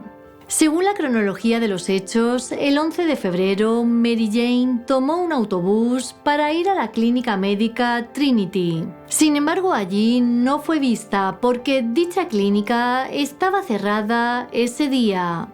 Las autoridades no pudieron verificar el paradero de la chica desde el momento en el que llegó a este lugar hasta que su cuerpo fue descubierto detrás del almacén 2 días después. A pesar de encontrar pruebas en la escena, las autoridades nunca identificaron a un sospechoso y el caso acabó enfriándose. Tristemente, esto llevó a que la familia Thompson perdiera la esperanza por completo. Durante años el caso parecía que no iba a ninguna parte, pero en 2009 el Departamento de Policía de Dallas decidió reabrirlo. Posteriormente recopilaron todo lo encontrado para poder hacer pruebas de ADN. Sin embargo, el laboratorio solo pudo confirmar que el asesino era un hombre desconocido. Debido a esto, el caso de Mary Jane se volvió a enfriar nuevamente, hasta que en 2018 lo volvieron a reabrir. En esta ocasión pidieron ayuda al fiscal y al FBI, ya que su intención era identificar al sospechoso para darle un cierre a la familia. En esta ocasión fueron autorizados para utilizar la genealogía genética con las muestras halladas en la escena. Gracias a esto, el 13 de febrero de 2022, la oficina del fiscal del distrito de Dallas dio un nombre. Las muestras coincidían con las de un hombre llamado Edward Morgan, de 60 años. Quien inmediatamente fue arrestado y acusado de un cargo de asesinato en primer grado. A día de hoy, Morgan se encuentra detenido en la cárcel del condado de Dallas a la espera de juicio. Su fianza se fijó en $500,000 y se enfrenta a la pena de muerte si es declarado culpable. Al enterarse del arresto, la hermana de Mary Jane publicó una respuesta en su página de Facebook. Selena dijo que estaba encantada de haber recibido la llamada que llevaba 38 años esperando. Mi hermana está mirando hacia abajo y feliz de que finalmente lo atraparon. Selena añadió que planea asistir al juicio de Morgan, donde espera conocer más detalles de lo sucedido. Como es normal, desea con todas sus fuerzas que este individuo se quede en la cárcel para el resto de su vida.